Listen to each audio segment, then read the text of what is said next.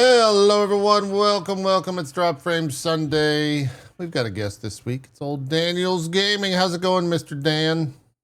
Fantastic. How are you, gentlemen, today? I'm a little tired. I've been, been gaming too much. Been doing 12-hour streams because I'm an addict, But the first step is admitting. Yeah, the first step is admitting. Yeah. That's what it's all about. You got to admit your issues. Zeke, why is your right arm moving and you're focused really intently on it? I just got just one more. Just one more ticket. I got it. I'm going to win. It's going to be jackpot this time. Is jackpot a euphemism for something? God damn it. One more ticket. I don't. There it is. Got it. Okay, we're good. Okay, I can start the show now. Wow, that was fast. Okay. Yeah. No, you guys haven't played Scritchy Scratchy? No, I haven't played that. No. I saw that on Steam. Is it good? It's like, I mean, no joke here. It scratches an itch. It does. Honestly, it's just a lotto scratcher game, but it's incremental. So, like you up your luck and you up your, like you get a bot to scratch tickets off for you and you get all these. Yeah, it's fucking awesome. It's really cool. Wow, this might be the most degenerate game I've ever seen. It is so like simple to start, and then you just get hooked. And you're just like, oh, I gotta scratch one more. Let's keep scratching. And there's like a skill tree or like a meta progression tree that like once you like make it through your first run, there it is right there.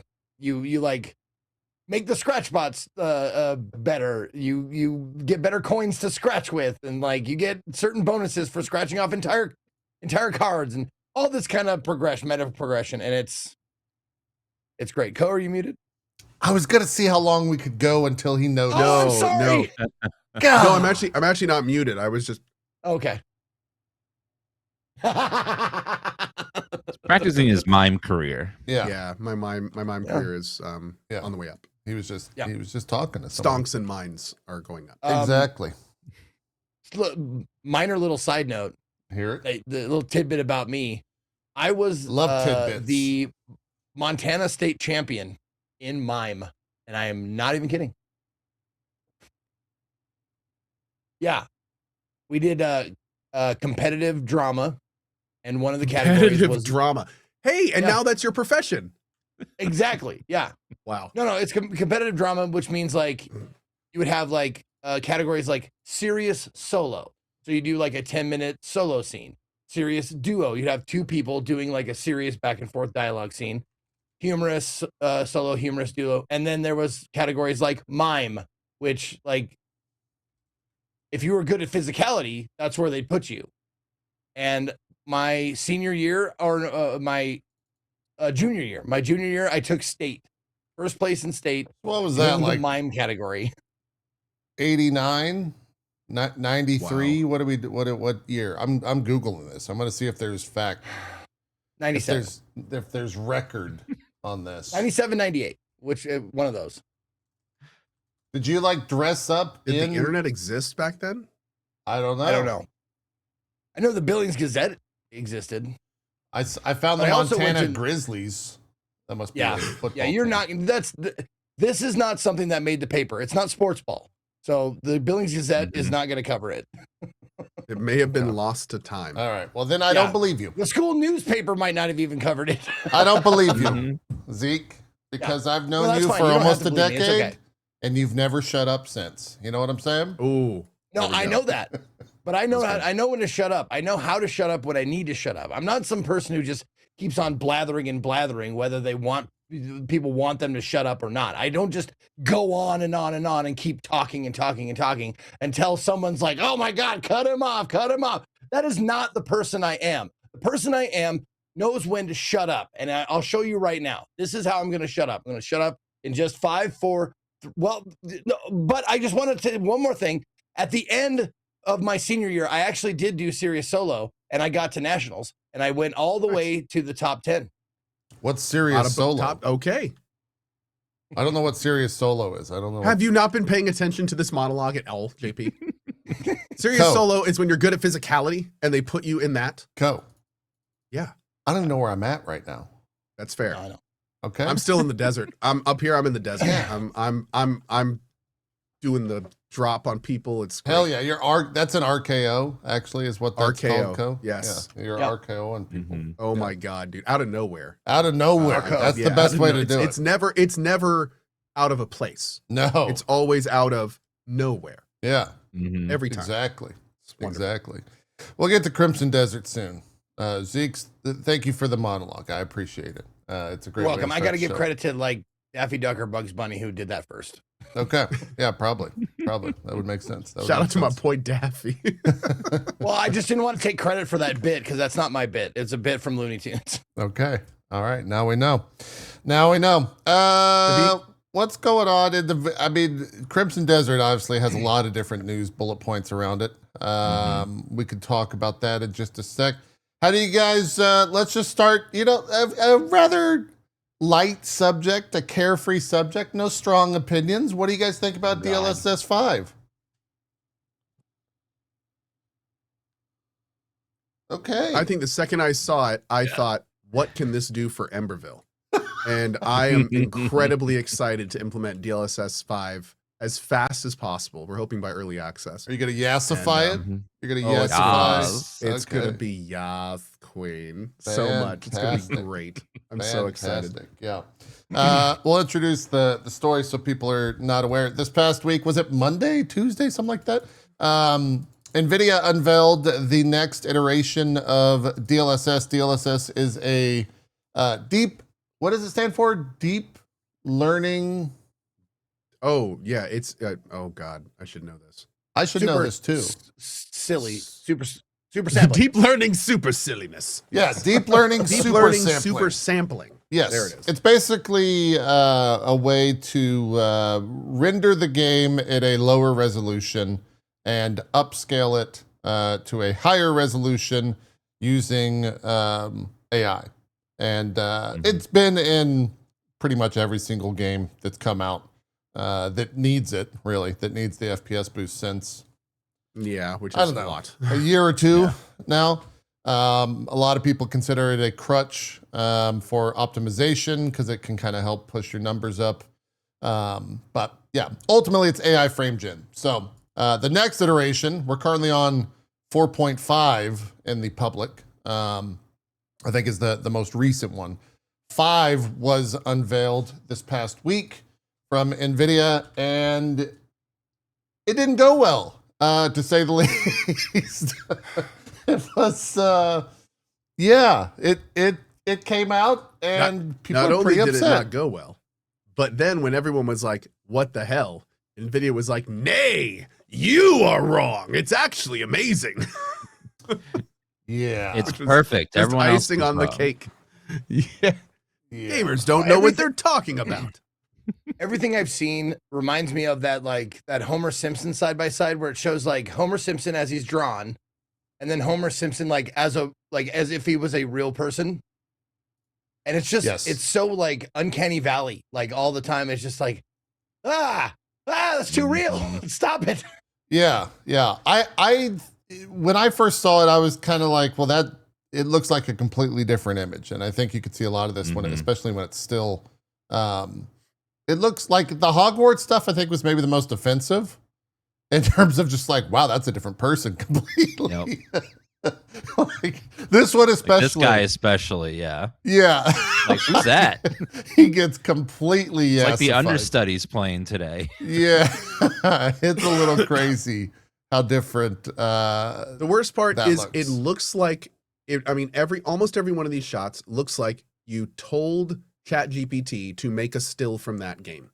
And it had the same kind of like fingerprinting, it had that same like AI sheen to it. Like I can't, there's a cool tech behind it, but it's really wild to think they thought this was going to land super well. Yeah. The FIFA stuff, I would say the images, while they kind of have like a blue hue, a blue whatever put on top of it, they maybe look the best. I don't know. I'm worried about saying the best because people will think that equals good. And so I don't want to like at least bad. Yeah. I don't want to say that they're good necessarily. The other thing that kind of coincided with this video coming out is a popular YouTube channel that's kind of become like the tech people when it comes to reviewing hardware and talking about software implementation and FPS and you know, like tech reviews of games. The other DF, as we call them in this parts, Digital Foundry, they put out a video kind of like praising it, and it sounded a little, I guess you go listen to the video, you can kind of pick it up. It sounded a little disingenuous in some parts, but yeah, they also got completely fucking roasted. For Are they sponsored by Nvidia or something? No, not at all. They work closely with Nvidia. I mean, they got this footage basically. The team did. Apparently, what someone else on the team didn't know that this video was being filmed or something like there. There was some controversy around it internally. So they did like an apology video too, as well, where they're like, "Well, we should have waited to see what the audience reaction was before we released this," and it was just digging the hole even Wait, deeper. what? Yeah, they're kind of like an apology about like discussing the video about how like, you know, we should have waited for reactions, and like it just sounded like a mess. I don't know what was going on, but yeah, they had like some sort of they have a second video about the first video. They did like a podcast about it, basically. Yeah. And they were just like, you know, we should have waited to see how the public, I think like verbatim, they said we should have waited to see how the public was going to respond. And that's probably not the best thing to say. Okay, yeah. I was gonna say, objectively, isn't that an absolutely horrible thing to say? Like, we just want to make sure we know we're saying the things that aren't going to get us yelled at, and we should have waited until that moment. Yeah, we should have known better than to say what you don't want to hear. Yeah. Basically, yeah. Wow. Kind of rough. Wow. But anyways, that's all out there, and yeah, we'll see what DLSS 5 does in the future. Co kind of mentioned it already. The CEO of Nvidia came out and was just like, yeah, the gamers are wrong. I like how.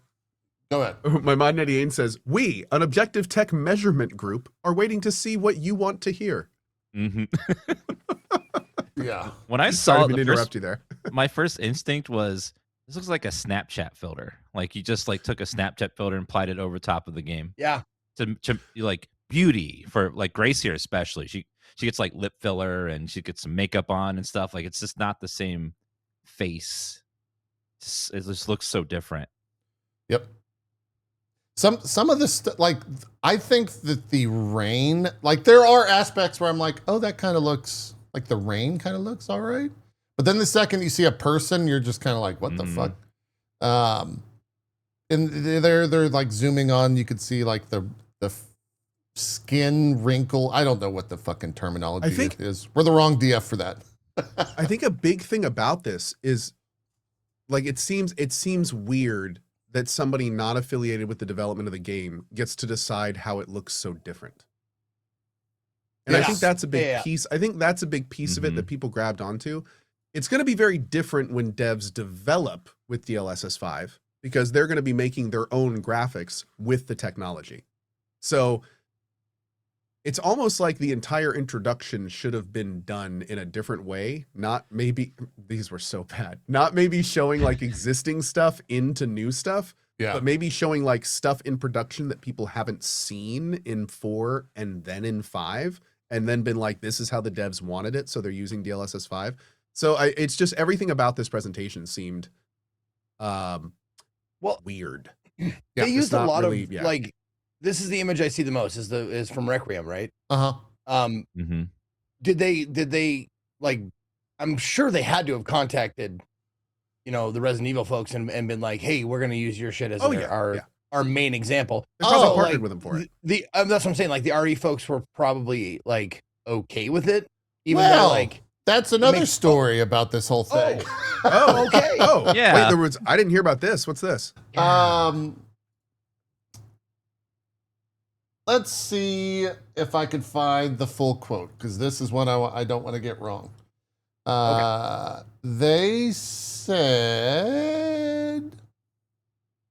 this is from InsiderGaming.com. Speaking with developers and artists at studios that have agreed to DLSS5, including Capcom and Ubisoft, Insider Gaming was told that the DLSS5 tech was revealed to them at the same time as everyone else. We found out at the same time as the public, said one Ubisoft developer. Developers at Capcom tell Insider Gaming that the announcement and the publisher's involvement were particularly shocking, as Capcom has previously been historically very, quote, anti-AI with projects such as Resident Evil Requiem and other unannounced projects in development.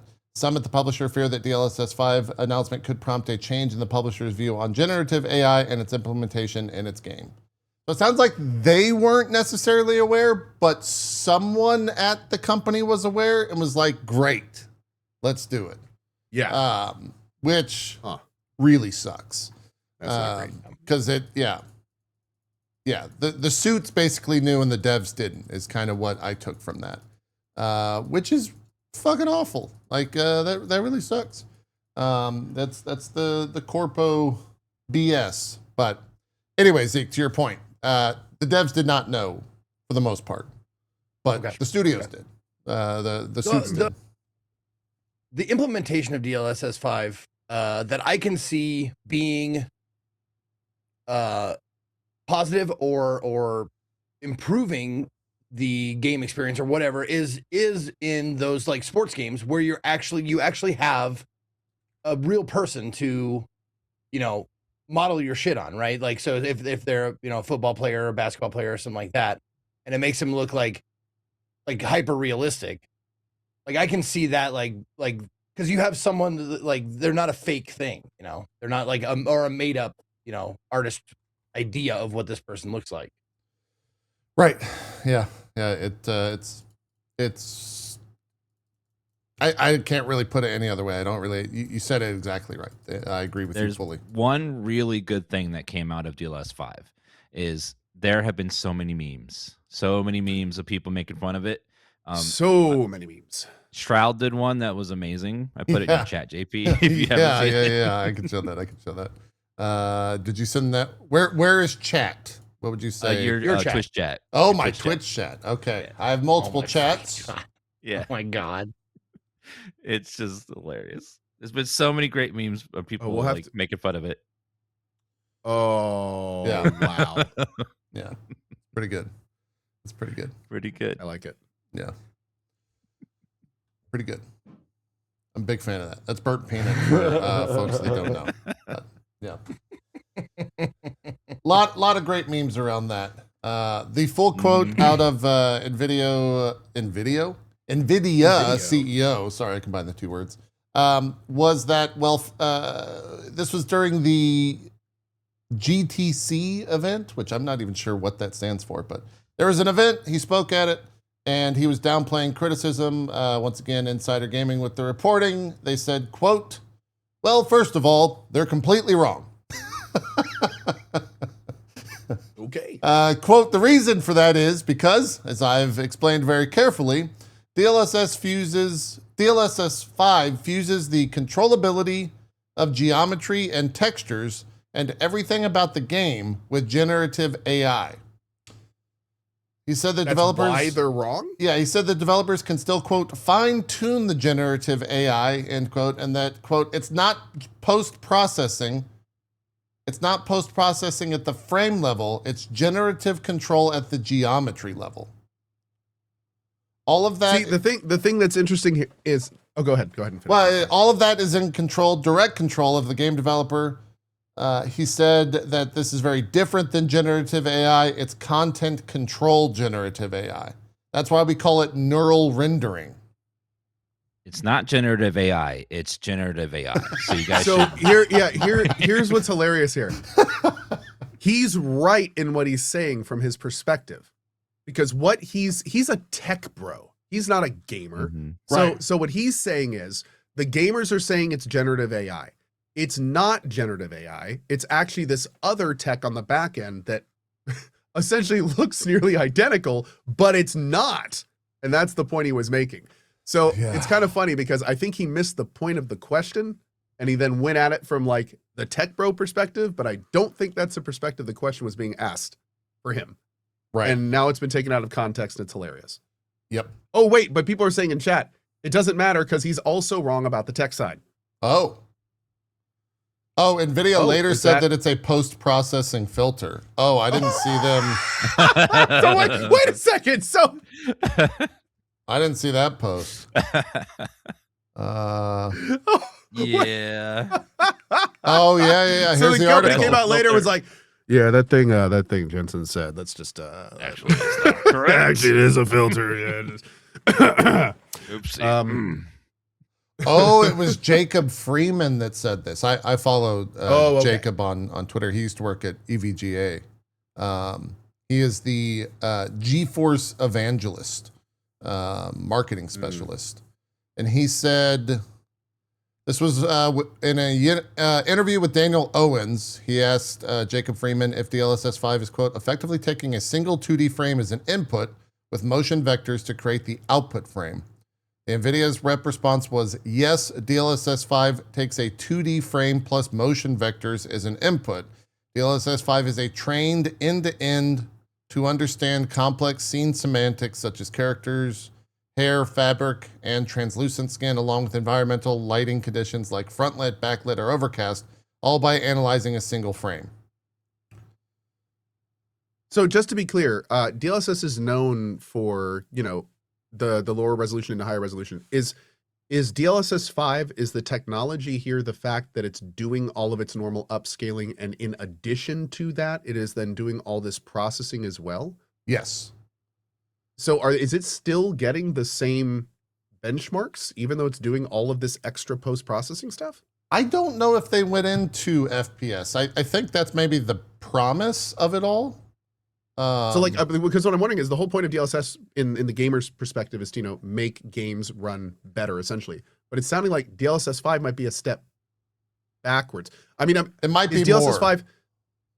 Yeah, is this like a feature that is, I'm just making sure I understand this. Is the AI upscaling filter part of it just a little component you can turn on and off? Or are they saying it's like a core component of 5 that is like... I think it's a core component of 5. Like if you turn DLSS5 on, it will do this.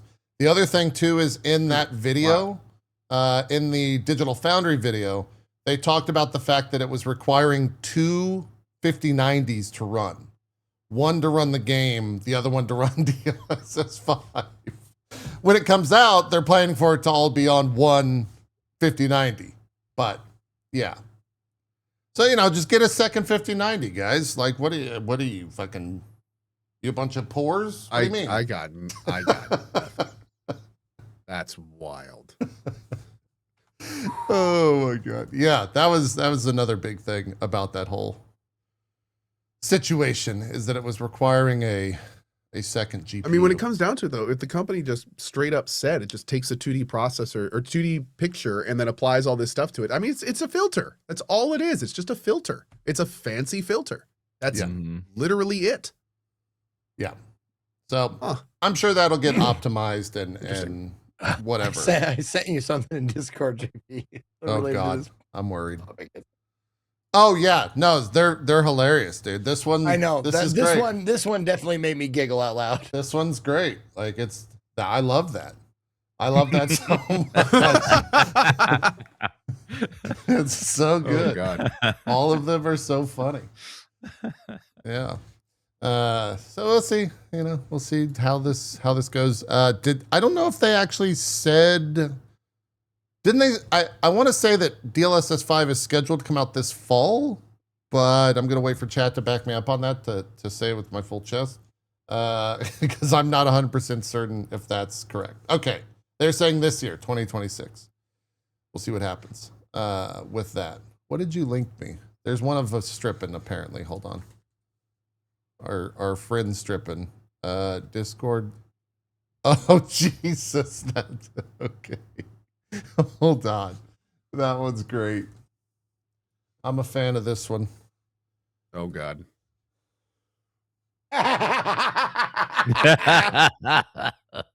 That's pretty. Wait, these are the same picture. Pretty on point. Same guy. Pretty on point. I see him more of a Thor, but I like that one too. Oh, okay. Yeah, right. I will say. Fair enough. Yeah, but that's a good one too. it's a good one. Now, is this something that is going to be forced on us? Like we'll eventually no, have to accept that you the can DLSS5? You can turn on DLSS5, or you can turn on DLSS right now in its current implementation and turn it off. It's up to the user to decide. So will it become forced? I don't know. You know, who could see? Who could say? We're still cool with 4.5 though, right?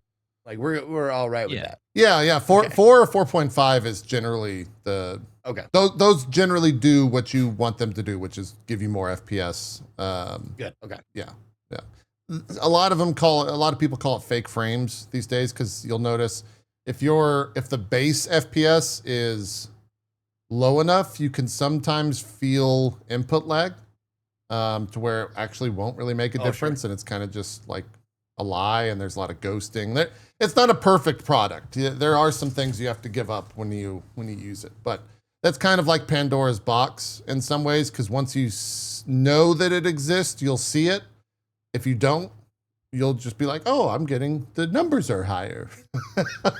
Right. I'm happy. So I won't go into that to ruin everyone's life with DLSS, because it does give you more numbers. Do any of you use it? Like when in a game? Like when you go to a game, is it something you use? DLSS? Yeah. Totally. Mm-hmm. Yeah. Okay. I usually don't. If I can run it natively, I will, just because it's native is best. Mm-hmm. But a lot of times, I mean, we were talking about it when we introduced the subject. A lot of times devs will kind of fall back on DLSS to like pump 60 FPS is the norm, because it helps with optimization. So, yeah. It's almost impossible to get high frames with ray tracing and 4K without using frame gen, because if you have 4K and you have intense graphics and you have ray tracing on, you'll get like 40, 50 FPS on some games, just native, even on a 5090. So without I was having some weird shit happen. I was having some weird shit happen when I did my Crimson Desert stream, like right off the bat, like for the first like 10 seconds of the game. Like I had everything all maxed out and I had all that shit and ray tracing and blah, blah, blah. And it was like, it was crazy. It was like the grass was going like. That's kind of just the game. For some reason, there's a fucking hurricane always approaching. Yeah. The wind is intense in that game. It is, yeah. We'll talk Crimson Desert in just a bit, but yes, it is. There are some like graphical hiccups on that. What else is going on? Jeff Kaplan's in the news. He's talking about his new game, their new game, I guess. The ex Overwatch director, Overwatch 1, mind you. Jeff Kaplan is kind of like a patron saint, I guess, of the internet. He has a lot of goodwill going for him, and he left the team, I don't know, was it 5 years ago at this point or something like that? He left a while ago, and it felt like his self-imposed, or not self-imposed, but Blizzard-imposed embargo ran up on himself, because he just was everywhere. He did a 5-hour podcast with Lex Friedman, popular podcast host, where he basically he just came out and said like, I got told by a marketing person that if I didn't do blah blah blah money, which they had to bleep in terms of how much money they wanted him to make, that he was going to be responsible for like 1,000 people losing their jobs. So that's fucked up. There's a lot of interesting conversations. Apparently the episode, I haven't watched it because it's 5 hours long, but apparently it's a pretty awesome episode, and he talks about a lot of stuff that you typically wouldn't hear game developers say. One of the things he said is he did a 10-hour podcast of his new game, The Legend of California, 10-hour video, not podcast, 10-hour stream. I was gonna say, dude, holy shit. Yeah, of his game, The Legend of California, and I think he actually did one yesterday, as well. I think he's done 2 streams of it now. It's on the Twitch channel of the new studio, Kintsugi, which I think isn't that the Japanese art of like putting things back together with gold? Is that what that is, chat? Yes. I'm not a weeb, by the way. I'm just cultured, motherfuckers. Okay. Yeah, that's not weeb shit, dude. That's just Japanese culture. It's yeah. That interview, even though it's 5 hours, like there's some really good stuff in there. I've watched some good chunks of it. Like he talks all about Titan, which I've never heard anything about. Oh, Project Titan. Yeah. He drops a lot and of how it was just a disaster from the get-go. Yeah. And it just the idea behind it was you're going to be like secret agents that work normal jobs during the day, and you have players run businesses and have real lives, and then at night you become secret agents and go on missions, and like they were going to have like the Sims and like stuff on the day part of the game, and then you're going to have like secret agent stuff like Overwatch style at night, and they could never really get it going and figure out how they're going to tie all that together, and they were just burning money, and it was just wasn't going anywhere, and they had to shut it down because they had no real vision for the game, and there was no real leadership either to like pull it all together. That's why it kind of fizzled out and died. Yeah. Bummer. Yeah.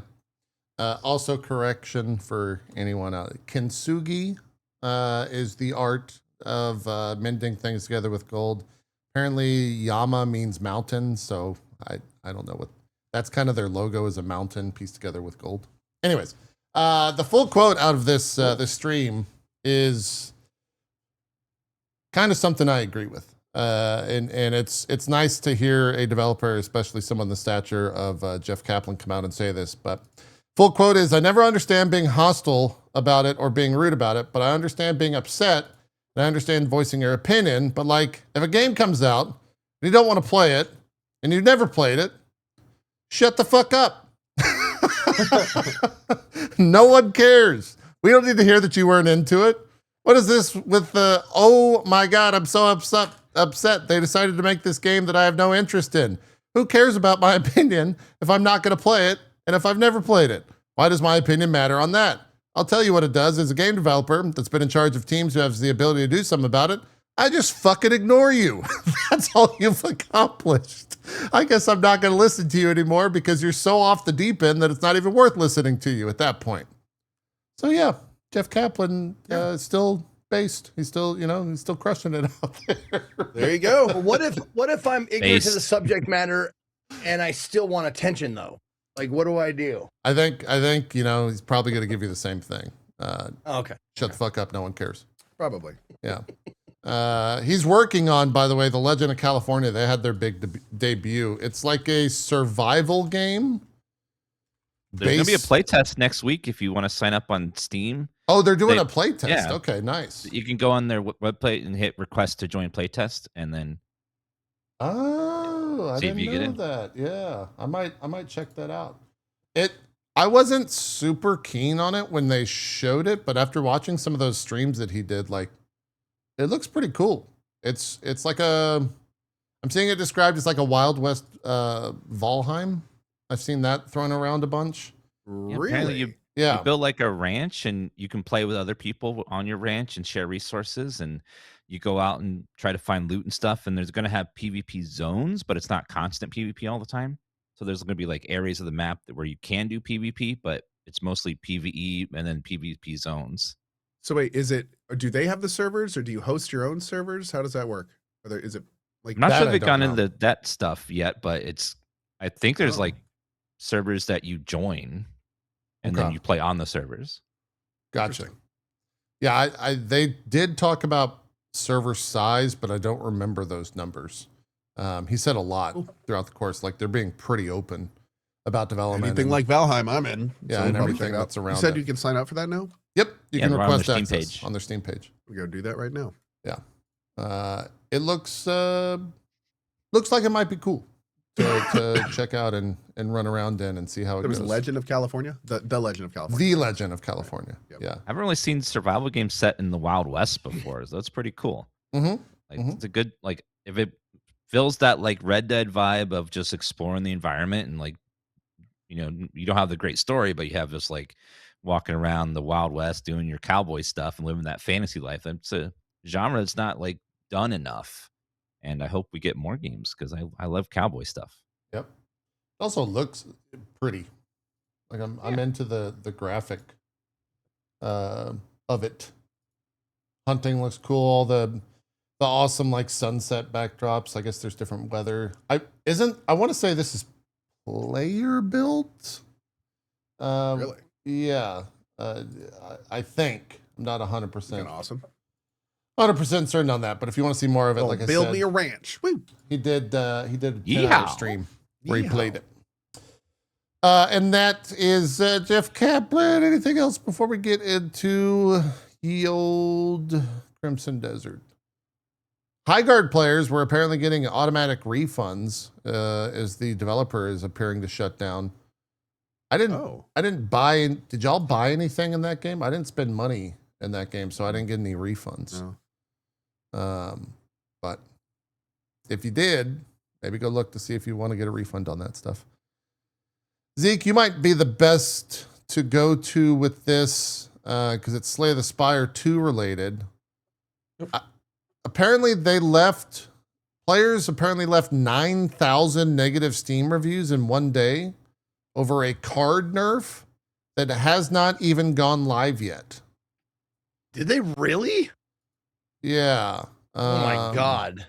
That doesn't seem like a gamer. Oh, wait.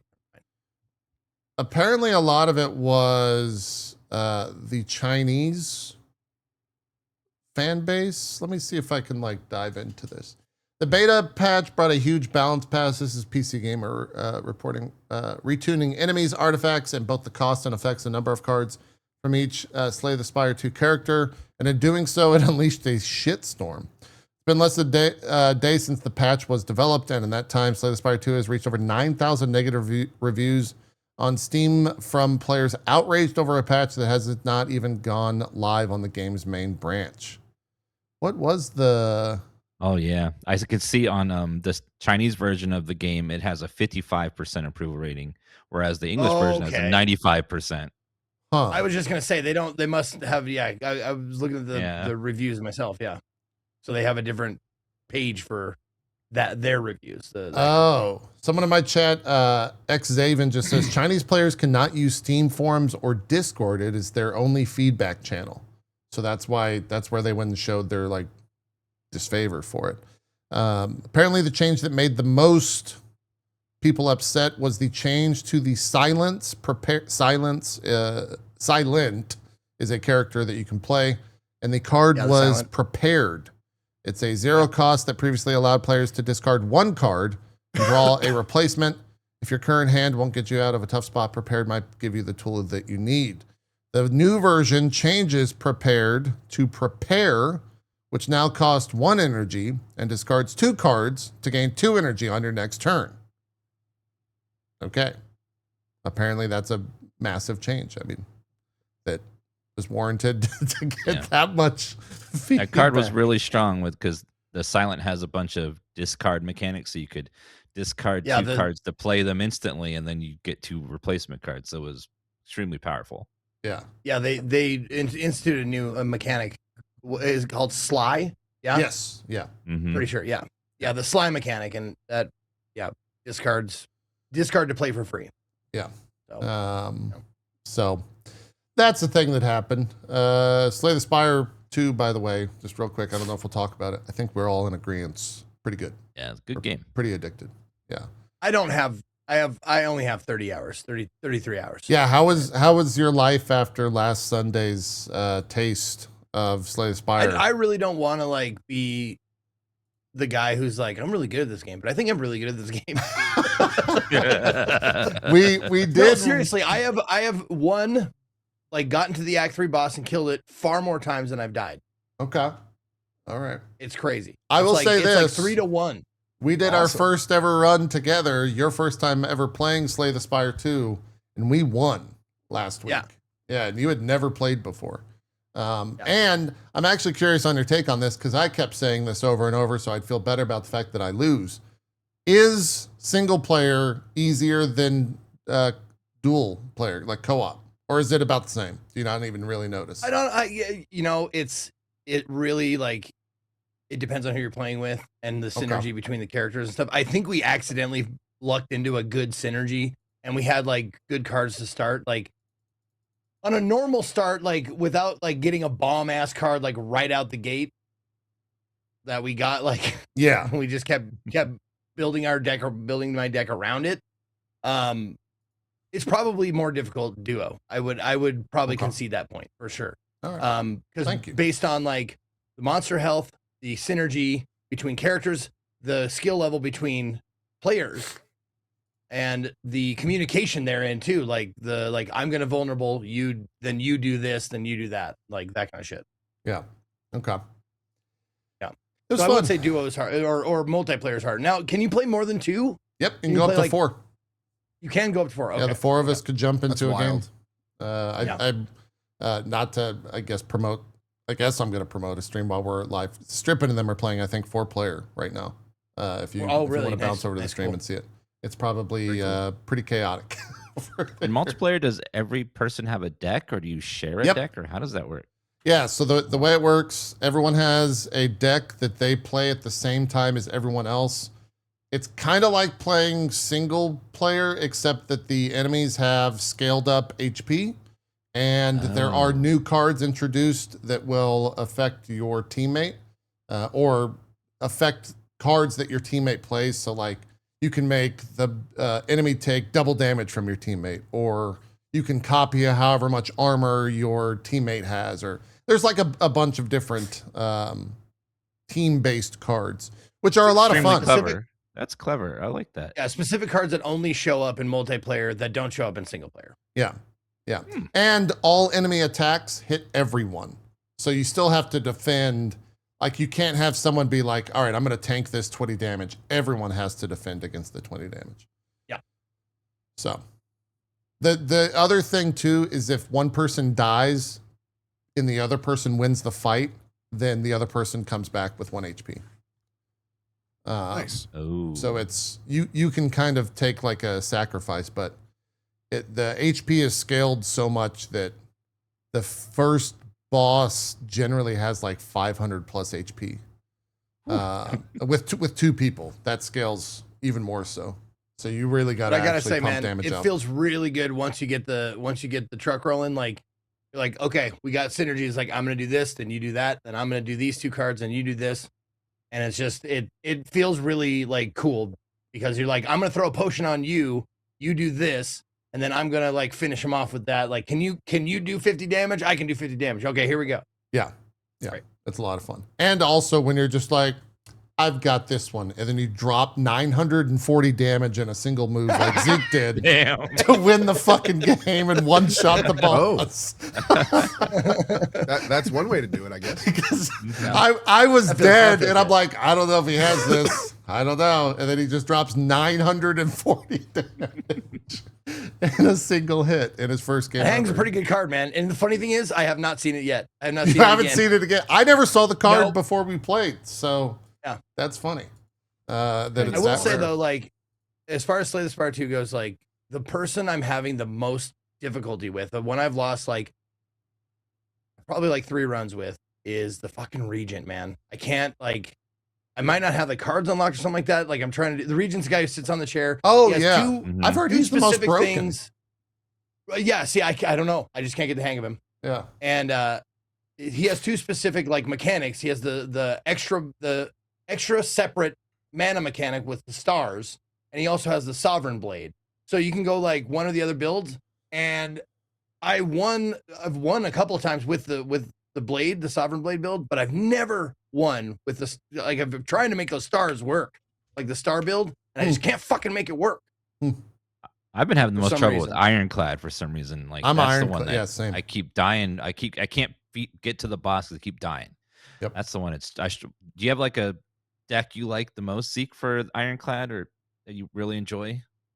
You know, I usually like, it depends on like the first banger card I get is what I usually like.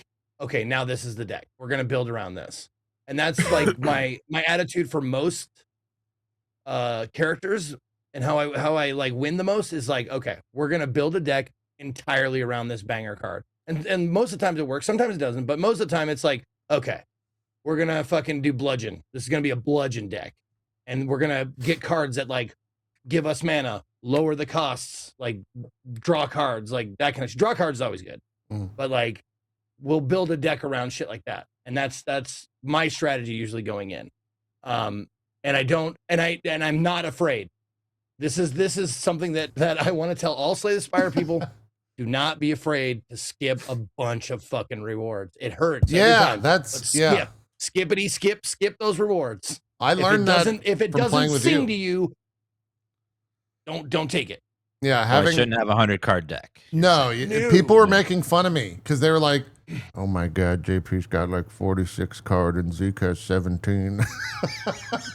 I rarely ever finish a match with over 29, 30 cards. Very rarely. Usually it's around 20 to 25. Yeah, I never like prune the deck at all. I just always, if someone's gonna give me something for free, I'm not gonna say no. How I ended up with all this fucking like gamer merch. I'll also say like this is my like merchant strat. Relics first. Look at the relics. Are they good? Do you need one? If none of them are singing to you, next thing, don't even look at the fucking cards. Go to the discard. Get rid of one. Then, if you have money left over, buy a card. Okay. Yeah. All right. And you always get rid of strikes and defense first and that kind of thing? Yeah, what do you go for removing first? Strikes first. Strikes first. Okay. I'll do it's usually like I'll get rid of 2 strikes and then maybe a defend. And then another strike and then a defend and then go back and forth. Okay. Cool. Also, random thing to Dan. I've had really good luck with Ironclad doing protection builds. So things that focus on building your shield. Because Ironclad has a lot of interesting things, like it's got a card that plays it so you don't lose your shield between turns. So you can just keep building it up. It has like a gain 30 protection and exhaust, and then you pair that with the other one. It has one where you deal damage every time you gain protection. So all sorts of really fun, like turtle-y things. You can make some really fun turtle builds. I love turtle builds on the silent, so I'll try it with the Ironclad. Yep, Impervious, Juggernaut, Barricade. As chat's pointing out, and then the best part is it has this little card that you can make 0 with an upgrade called Body Slam, and that's a card that just deals your protection in damage. Ooh, so you can eventually get that to 0, and you're piling up protection that doesn't drop between rounds, and it's just like you're just flopping your body all over the place. It's great. Getting more and more angry because I just want to play Slay the Spire now. No. And a general tip for most, I think most classes, or at least a few classes can do it. Block and draw. Block and draw. Those are good cards. Almost always. Block and draw. Card draw is always good on every character. Yep. Took me a while to learn that. And the smaller deck thing. My first solid 2 or 3 hours at Slay the Spire 2, I don't think I discarded a single card. I still don't discard a single card. I want them all. More recently though, it's really awesome when you get to like beginning mid act 2 and you've actually been keeping your deck small, and then all of a sudden you get one of those cards that just your whole deck can be based around, and then the rest of the game usually is just fun because you usually get some really cool combo or big kind of OP thing. But yeah, that's been really good. It's heart of the cards, man. You got to follow the heart of the cards. You got to wait for the game to give you that little sign like go this direction. And I also got punished a lot by going in with ideas of builds. So like Regent was a big one. I would go in being like, okay, I'm going to do a Stars run this time. Okay, I'm going to do a Sovereign Blade run this time. And I tell you, the more you want a run in Slay the Spire 2, the less of a chance it's going to give you the cards you want. Yeah. It can read your goddamn mind. Like we're never giving you one. Never. So it's like a Jedi mind trick. Like clear your mind completely before hitting start game, and that way you actually may get some good cards. But go in with like complete neutrality and just look for little signs. Like, oh, you're gonna give me that card. Maybe it's gonna be this kind of run. And then if the next one you get that too, it's like cool. It's that kind of run. Or if you get like a really good card in the next direction, then maybe discard that card at the next one and keep going. But yeah. It's fun. It's a great game. You really should be playing Slay the Spire 2. If you haven't heard someone sing its praises, play it. Baffling that game came out like weeks after one of the other best roguelike turn-based games we've gotten in years and years and years. The fact that those two games came out back to back is Genix and Slay. Mind-blowing. Yep. Mind-blowing. So awesome. It's good stuff. Oh, so great. More news. We've got an update on the Subnautica 2 Krafton thing. It's just a whole. I didn't even know that you could do this. Basically, the latest update is that a judge has ordered Krafton to reinstate Ted Gill, the former CEO who was let go, and give him control over Subnautica 2's early access release plans. This is 9 months after the sudden firings of the game. And it's, what the fuck does that even mean? Like, how do you just reinstate a CEO after 9 months of being away on a game? So not only that, so the judge also lambasted Krafton for the legal direction they have been taking in their advice and such with the DTP stuff, which is hilarious. And then on top of that, not only did they reinstate the people that were fired, they have also given them not the bonus, but the ability to get the bonus, which was agreed upon at the beginning, the $250 million bonus. And this is the part that I'm still trying to figure out exactly. There's apparently also some protections in place where Krafton can't mess with unknown worlds over the project. Because initially I was really concerned because remember, Krafton bought Unknown Worlds. They own it. So like I was worried like if Krafton was just going to be like, cool, okay, you won this lawsuit. Well, we're shutting your company down. You know, like, is there other tomfoolery they could do legally or otherwise to now, because obviously they're going after them. They tried to steal $250 million from this company. So they're not done. They're not just going to roll over from this. Yeah. They're probably going to appeal and they're probably going to figure out what's the next scheme we can try to hatch for this. So yeah, a lot of people are very happy and it does look like there's some great stuff coming from this, but it's like, I'd be baffled if this was over given the impetus for the situation. Right. So yeah, but hopefully it bodes well. Oh, another part that sucks about this. So all this happened, right? And then apparently it came out that there's going to be an early access in May. Uh-huh. And then the Subnautica guy was like, we didn't announce that. Right. So it's just like, so what, does Krafton still have control of that? Like what's going on there? So yeah, we'll see. It's going to be messy still, unfortunately. Right. I don't think it's over. Yeah, I'm reading through this article, and it's exactly what you just said. What remains to be seen after all of this is when exactly will Subnautica 2 release, and whether it will sell well enough to hit the earnout threshold, the 250 million earnout or whatever. So, what a fucking mess. I mean, we said it was a mess, but this is just even more of a fucking mess. Now everyone's in this weird position where it's like by buying Subnautica 2, you're literally directly supporting Krafton. But on the flip side, if you don't buy it, then the Subnautica 2 devs may not get their bonus. Yeah. Yeah. Like, goddamn. That's, jeez. Yeah. I wonder what Krafton's motivation is, just try to not pay out this bonus? Is like, money. Why are they? Yeah. That's it. Just trying to get out of this bonus. Dude, as they're doing this, aren't they like transitioning into military AI or something? Did you guys hear about this? No, I didn't hear about that, but that sounds cool. Hold on. Let me find the exact thing here. Yeah.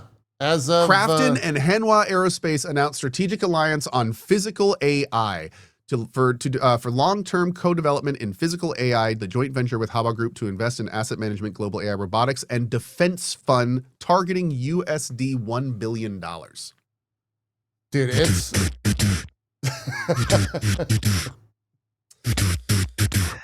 it's so insane how if a company just comes out and it's like AI, the stock just like shit stonks, boom, it just like breaks through the ceiling. It's so insane how quick people at companies like that are trying to like latch on to the AI gold rush. Ultimately, as I have the Legend of California Steam page still up. I know, right? that is today's Legends experience. of Silicon Valley. Yeah, it's just crazy, Yeah, then if you take AI and then you attach like military or weapons next to it, then you're really making some money. Good on Krafton. There's an ungodly amount of money going around for AI, just all over the place. It is all over the place. Yeah. Okay. Yeah. This isn't related. Okay, let's hear it. But I have to read this about Crimson. Breaking news. This is breaking news. Here we go. One Kiwi wolf. In Crimson Desert, it turns out you can use the chest as storage. At night, go to the chest and throw items on the ground you want to store. Then sleep, and the items on the ground will be stored in the chest. Do not do it at daytime, as NPCs will take the items instead.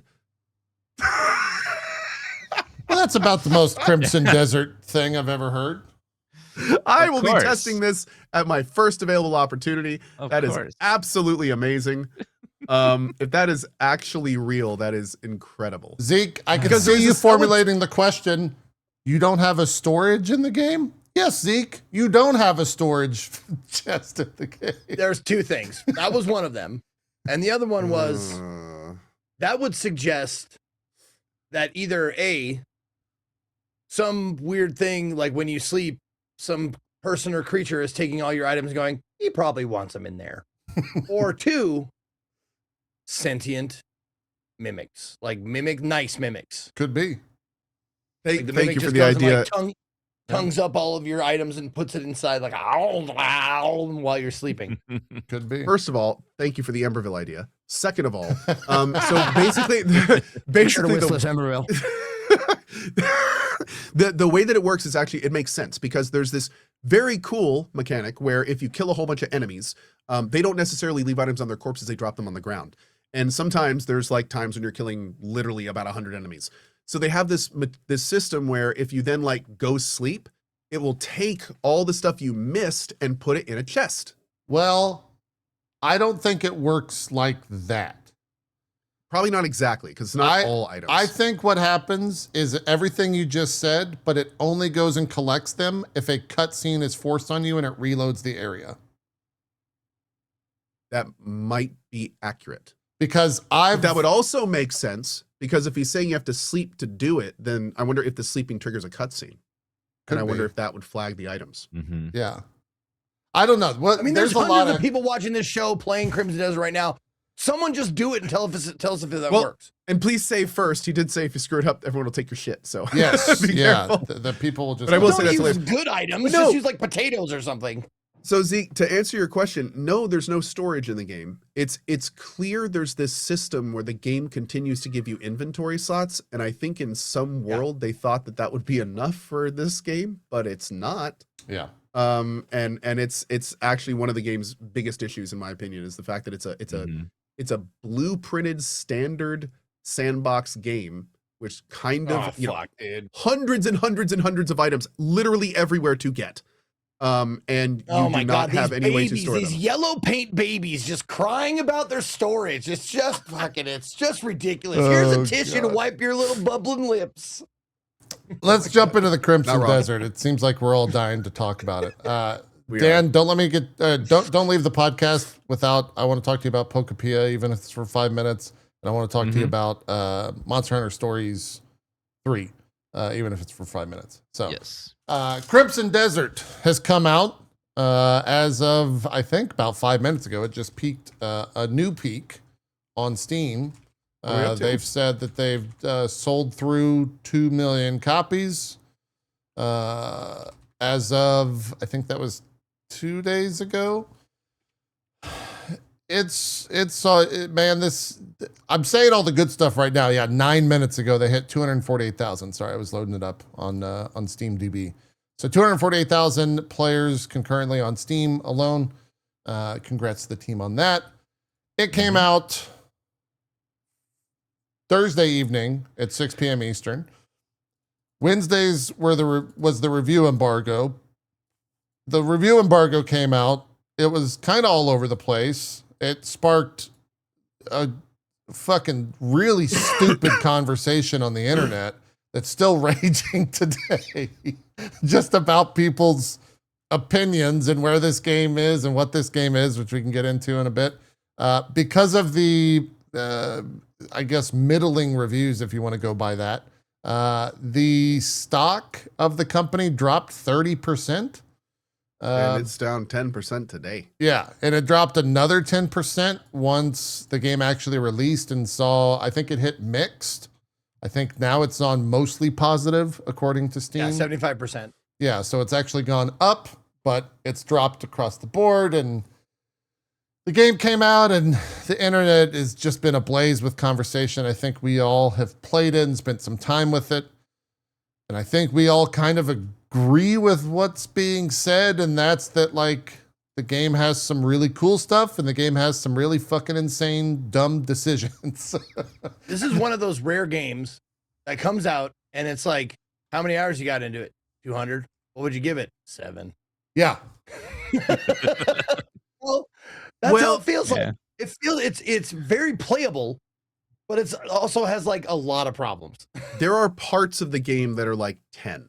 Yes. Like it's more of a, it's not only kind of a lack of consistency, but it's a huge variance in quality between some of the like most important mechanics in the game. This game is wearing a suit of armor. And if you give it the time and patience to get through it, you will find that there is actually a pretty amazing, awesome sandbox experience underneath it. But I would argue that a very large majority of gamers are going to not be able to get through that armor. The controls are too much of an issue. That's a whole thing. The lack of storage is a thing. There's animation problems. There's the way they dictate the dialogue there's problems. Also the fact that this game looks like it should have, it's one of those things where on the surface, and when you hear about it, and when you hear about the mechanics, it looks like an RPG. And just like Will said on our show, that term comes with a whole lot of expectations that now that we've all played it, we all know this game does not have. This game essentially doesn't really have a main story right now. It's literally just kind of like a collection of lore snippets. How far are you? Chase quests, Act 3. Okay, you're not very far. There's kind of a story. The game starts without a main story. Yeah, so I think that's also really important because a lot of people are arguing that, you know, like the Days Gone syndrome, if you're going to have a hook, you want to have the hook towards the beginning of the game to hook people into the story.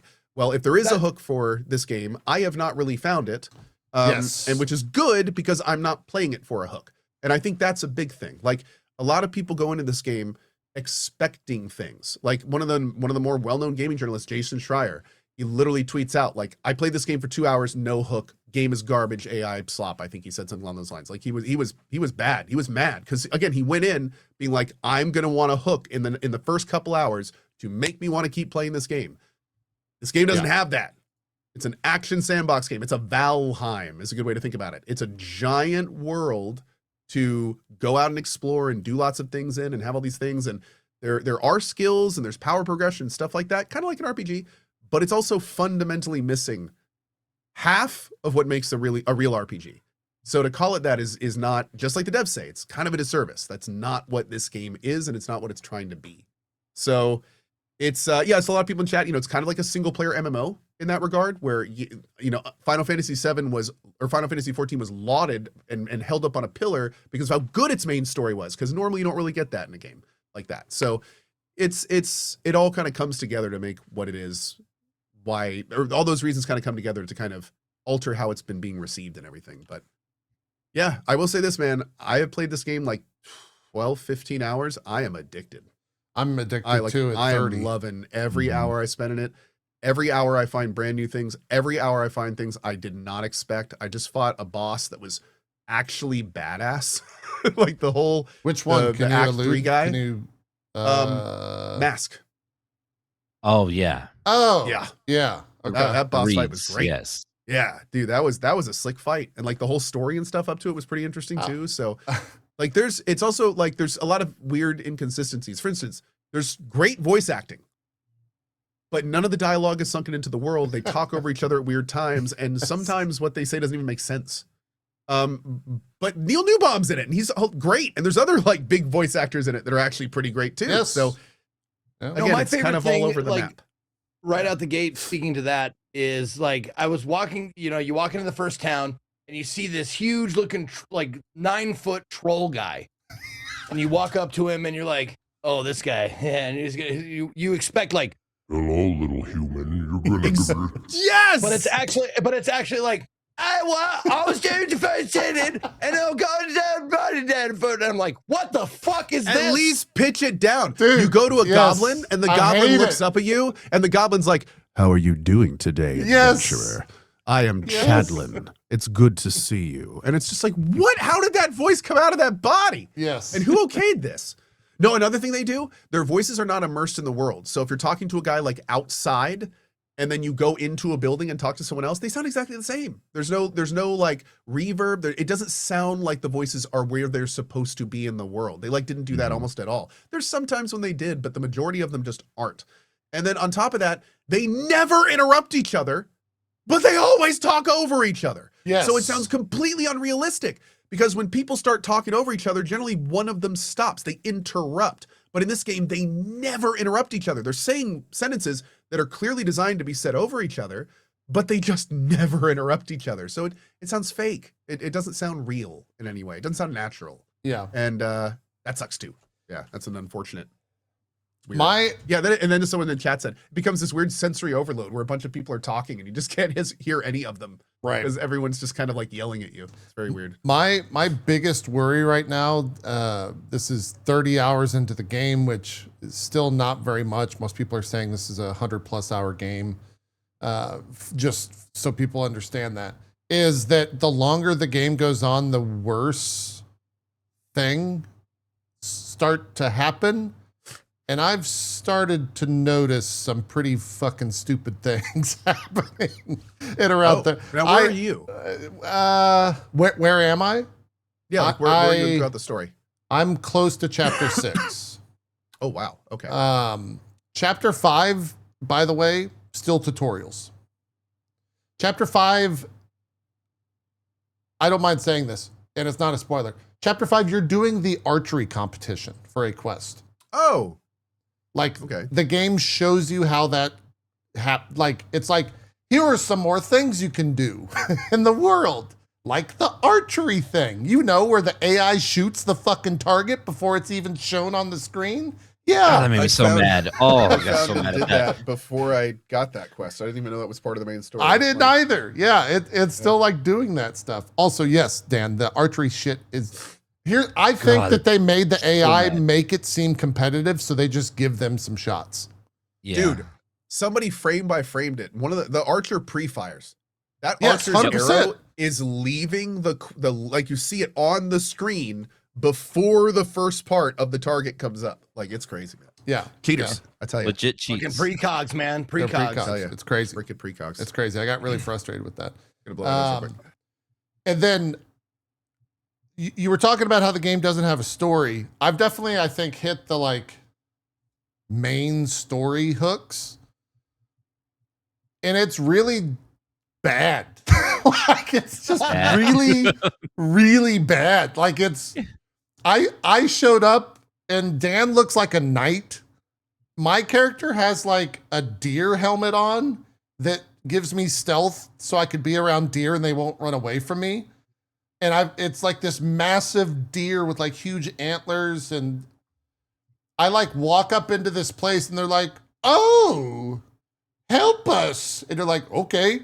And then you go and help them and you start doing all these very intricate things that a person with fucking deer antlers shouldn't be doing. And they're like, "Oh, thank you.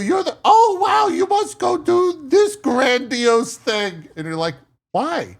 I just met you. What do you mean?"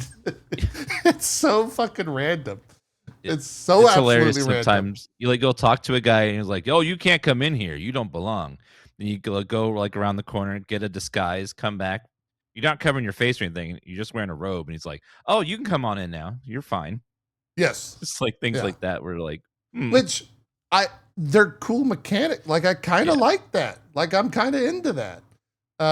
Putting on a different outfit. So they do it in the very first town. Put on an outfit. So you can enter into this part of the castle or whatever. That being said, I don't dislike it. I don't, I don't mind all of that. It's just some of this, and then the boss, I will agree with you guys. The Reed boss was cool. I like that. Mm-hmm. Did y'all go up the mountain the proper way? Did you? Oh, Cole, you're muted. Did you talking about the you're academy talking about area? with the spinny things? Yeah. Did you go up that way? I did. Okay. Mm-hmm. I didn't. I veered and you bypassed one of the most frustrating parts of that entire thing. Well, not intentionally. I went What happened? up the fucking mountain and was just like, oh, I'm going to go to this thing over here. And then I like did a giant kind of like arch around that whole area with the little spinny things and ended up at the boss. Just by happenstance. I tell you, that area, that specific area is by far the most frustrated I've been in this game. I heard that. You dodged a bullet. You dodged a bullet. So not only does it not easily let you destroy the spinny things, but they endlessly summon mobs. Yes. And then on top of that, whenever the boss randomly spawns during that, and you have to kind of kill him to progress. But when he spawns, your camera auto locks onto him. So if you're trying to run through enemies to destroy the things that are instantly spawning, the endless spawning mobs, you're sprinting to it, and then the boss spawns, and all of a sudden you're sprinting to the boss, and then he starts womboing you in your face. He killed me like 3 times doing that, dude. It was yeah. And there's literally a camera lock on key, and they don't use it. They auto lock you. I swear it's just to screw people that were trying what I was trying to do. Oh, but yeah, that was. I bypassed all that. Also, I just ran through that area. I couldn't deal with the endless spawns. I just ran right up to the boss and just ran past everything. I RKO everyone. That's my main form of attack. So I was destroying the spinny things every time you RKO. Oh, nice. It just smashes the mob on that and destroys the area around it. But yeah, I bypassed all of that stuff only because I assumed that a boss fight was coming up. And here's maybe another issue I'm curious about you guys, though it seems like you haven't done that many boss fights. The best way to like do a boss fight is to go cook a shit ton of food. Oh, and then go to the boss. I learned that with the quarry boss. I've been slaughtering every animal I come across and taking all of its meat. Like, yeah, that's smart. It's a massacre when I walk past animals. They all die. Because I have a circuit now where I go to town and then you hit the grocer and buy everything. You hit the meat person and buy everything. You cook everything you can. Then you go to your place. There's like 3 herds that hang out by your base. You can hit those herds. I also found out today, by the way, if you find a herd of animals, you can kill them all and then run off the screen a little bit and then run back and they'll be there. Oh, so I think that if you like spend a while doing that, that may be something you can do. I have to ask you, how are you guys killing the animals so fast? Well, boar suck. Yeah, I don't know. That's what I'm specifically talking about. Boar have like 5 times the HP of everything else. Deer is what I go after. Deer are easy. You can like 2-shot them with your bow. I actually got a couple bow skills just to hunt animals. Like the power shot, 1-shots animals. So you can just come up on a herd and you can power shot, bam, bam, bam, go loot like 9-15 meat, go out, come back, do that kind of thing. I'm really sad that fishing sucks. It does? As a fishing enthusiast, it's slow. It's really, really slow. So when you throw your thing in, there's actually it actually is like fishing. So like real fishing? Yeah, exactly. I'm playing a video game, Zeke. So basically, it's put that in there. So basically, you throw the bobber in, you have to wait for it to grab. Then there's like a back and forth game. You can only reel in when it's tired. So it's cool, it's fine. But then when you butcher the fish, it should be like 6 fillet, 9 fillet, so you can actually cook a decent meal with it. It's like 1 or 2 every time. So maybe there's like better ways to do it. But at this stage of the game, hunting is 5 times more effective than fishing, which is sad. But later on, maybe it'll get better. I hope it does. Just running up to the animals and just slashing them with swords, and they one-shot each of them. It's like, doing some AoE attacks also helps, or like flying above and slamming down. Yeah. Anytime you come up on a herd, like one of those small groups of animals you can carry, just take out your bow and start clicking towards them, and you'll hit a few of them. Oh, and you can just loot them, and you'll just skin them on the way up. Okay. Yeah. So it's very easy to do that when there's like the raccoons and the little things or what are the feathered weasels? Have you guys found them yet? No, I haven't found. They're literally griffins. They're griffins this big. They're griffins, and you pick one up and it says feathered weasel. You know what's crazy about this game is everyone calls it like a single player MMO, and the devs have been very open about it being an MMO, and then they turned it into a single player. The fact that like I've walked up and fought certain animals, and then halfway through the fight, a thing pops up on the animal, and it's like mount or ride. I feel like all of those little animals that you can skin and everything, and the animals that you can mount, I think those were like pets that the player could get and they were mounts that the player could get, and then they just populated the world with those. Because the way that you can like interact with them makes it seem like that's what their intended purpose was, and then they were just like, oh wait, why don't we just that's our wildlife? Like we've already made the animations, we've already done all of the work there. Let's just put that into the world. Because I was fighting a very large 4-legged beast, and then halfway through it, it's like, would you like to ride this animal? And I was Have like, you gotten a fuck pet yeah. dog Well, yet? damn it, I would. Yes. Yeah, fuck yeah, I want to ride this animal. And then I was on this animal running around at like maximum speed and jumping and shit. It was great. Yes, I did get a pet dog, and I would recommend everyone get a pet dog. Yes. I need to. I really need to. They loot stuff on the ground, which helps a lot. Yep. Yeah, you can go and like loot or knock ore off on the side of a mountain, and the dog will go and get it. It drives me nuts that when you knock the ore down, it sometimes rolls down the mountain. It's really annoying. It's like, well, and they also put ore like at the weirdest parts on the side of the mountains that you have to. There's multiple ways to get at it, but it just falls and you have to go collect it. Dan, do you know things on that? Well, go ahead, Zeke. Can you get more than one pet? Yes. Yes. There's a whole pet tab in your inventory for all your pets. Yeah. Okay. Yes. Do you have to like hunt and get food to feed them? No, but I think the game rewards you if you do feed them after you capture them. And also, if you pick up a pet, I know this. If you pick up a pet, you can pet it, and it gives like 5. But everyone in my chat was like, if you drop meat in front of it, it goes up like a lot faster. So you can use meat to get pets. Yes. Well, that's the camp. Yeah, that's to train it or whatever. Because it's like, I think it's 5 for a pet, and you can pet them a certain amount of. This is so insane. See, I haven't done any of this yet. You can set. Well, do you want me to tell you the mechanics of it or no? Oh. You know what? No. I'll take a hint. Okay. You keep talking about it. You keep talking about it. Well, no. I was just. It's just there are different things you can do to incrementally increase that, because there's a maximum per day that you can do, and then you have to rest and go find the same animal. Really? But after you get them as like your pet, Dan, I was going to ask if you can verify this. If you feed them, do they go pick up things faster? I haven't tested that. I'll have to test it. Okay, because I don't know if it was just in my head, if I would like throw a piece of meat on the ground and they would eat it and then go pick things up faster, or if it was just because I was getting more stuff. You can pet them too when they're following you around. I don't know if that does anything either. Yeah, I'm not sure. I'm not sure like the full mechanics of it in that regard. But everything we're saying in terms of like the nitty grittiness of it, I think that's where this game is awesome, is that they've thought about a lot of this shit in the most absurd ways.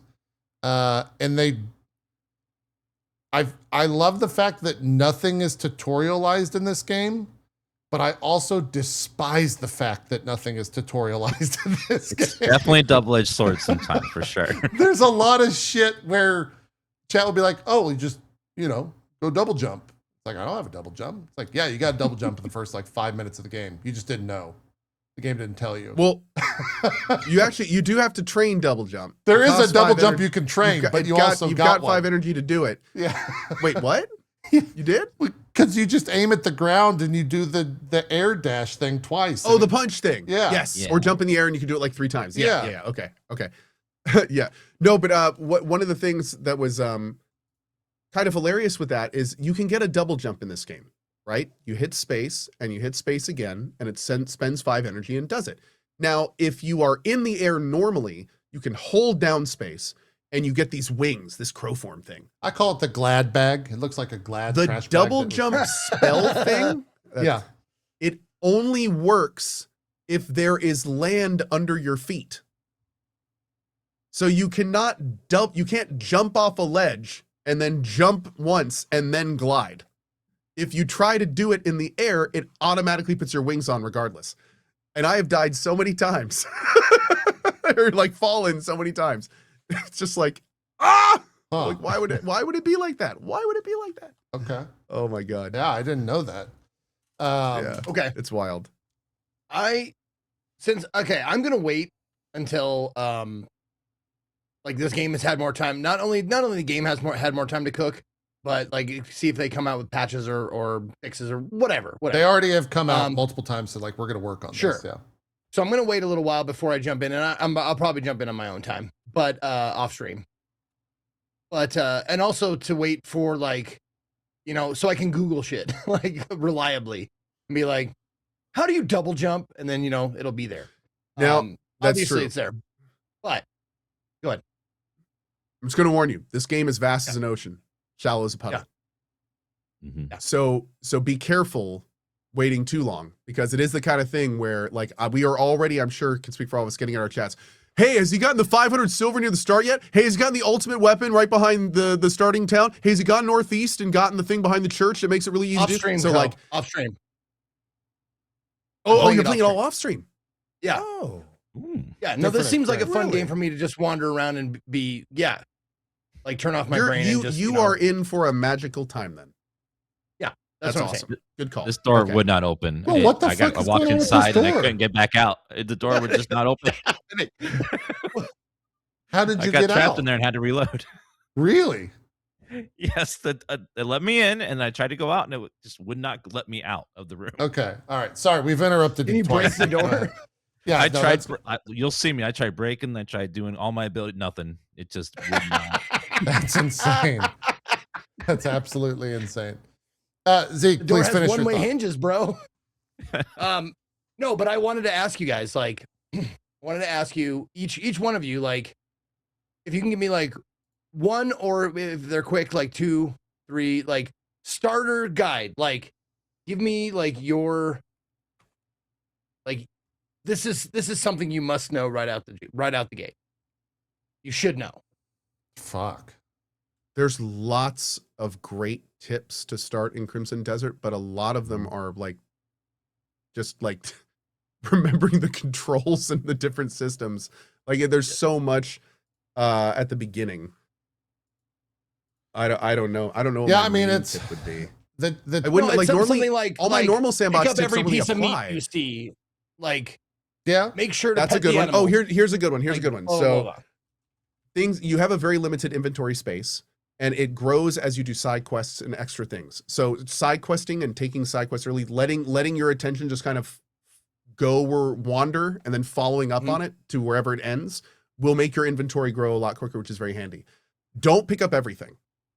You can pick up a lot of things and then sell it, but if you pick up everything, you are in for a very bad time because your inventory will fill up so quickly. How do you even play this game, Co? It's tough, man.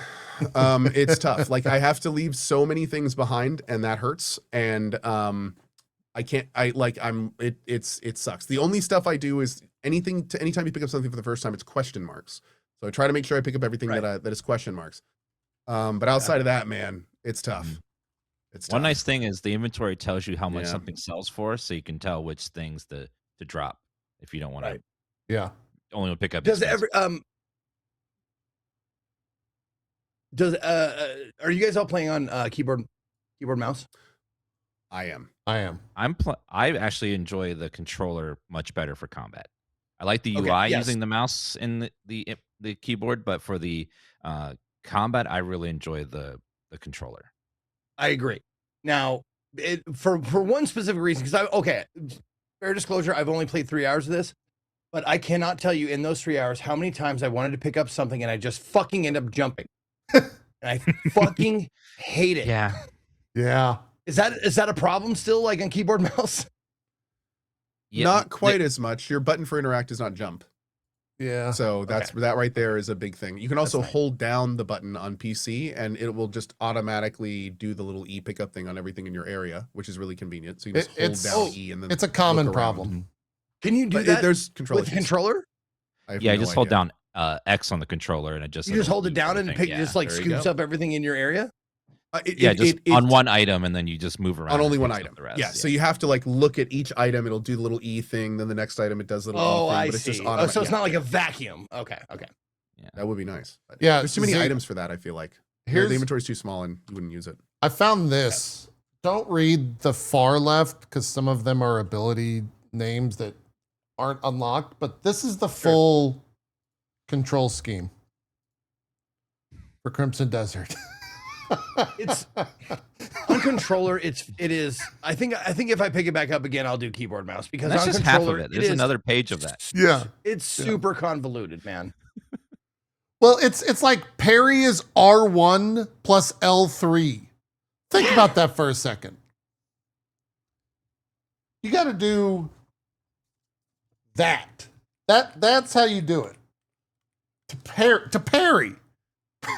Like, that's crazy. And it gets even worse on keyboard and mouse is no. I think L3 just means like a direction. You push a direction. Is that not correct? Oh, you might be right. Who to parry. Oh, that might be, yeah. Maybe you're right. Okay, that makes sense. It's directional. It's not pushing the button. Yeah. Nope. Chat's saying L3 is a push-in. Well then, it is a button press. And if you forget to press R1, then you're going to use your claw attack. Yeah, your claw hand thing. So there's a lot of buttons. And Zeke, like, fucking thing. It's even you need weirder. To do one thing, but if you hold and press this button, it does one thing. But if you tap and press this button, it does another.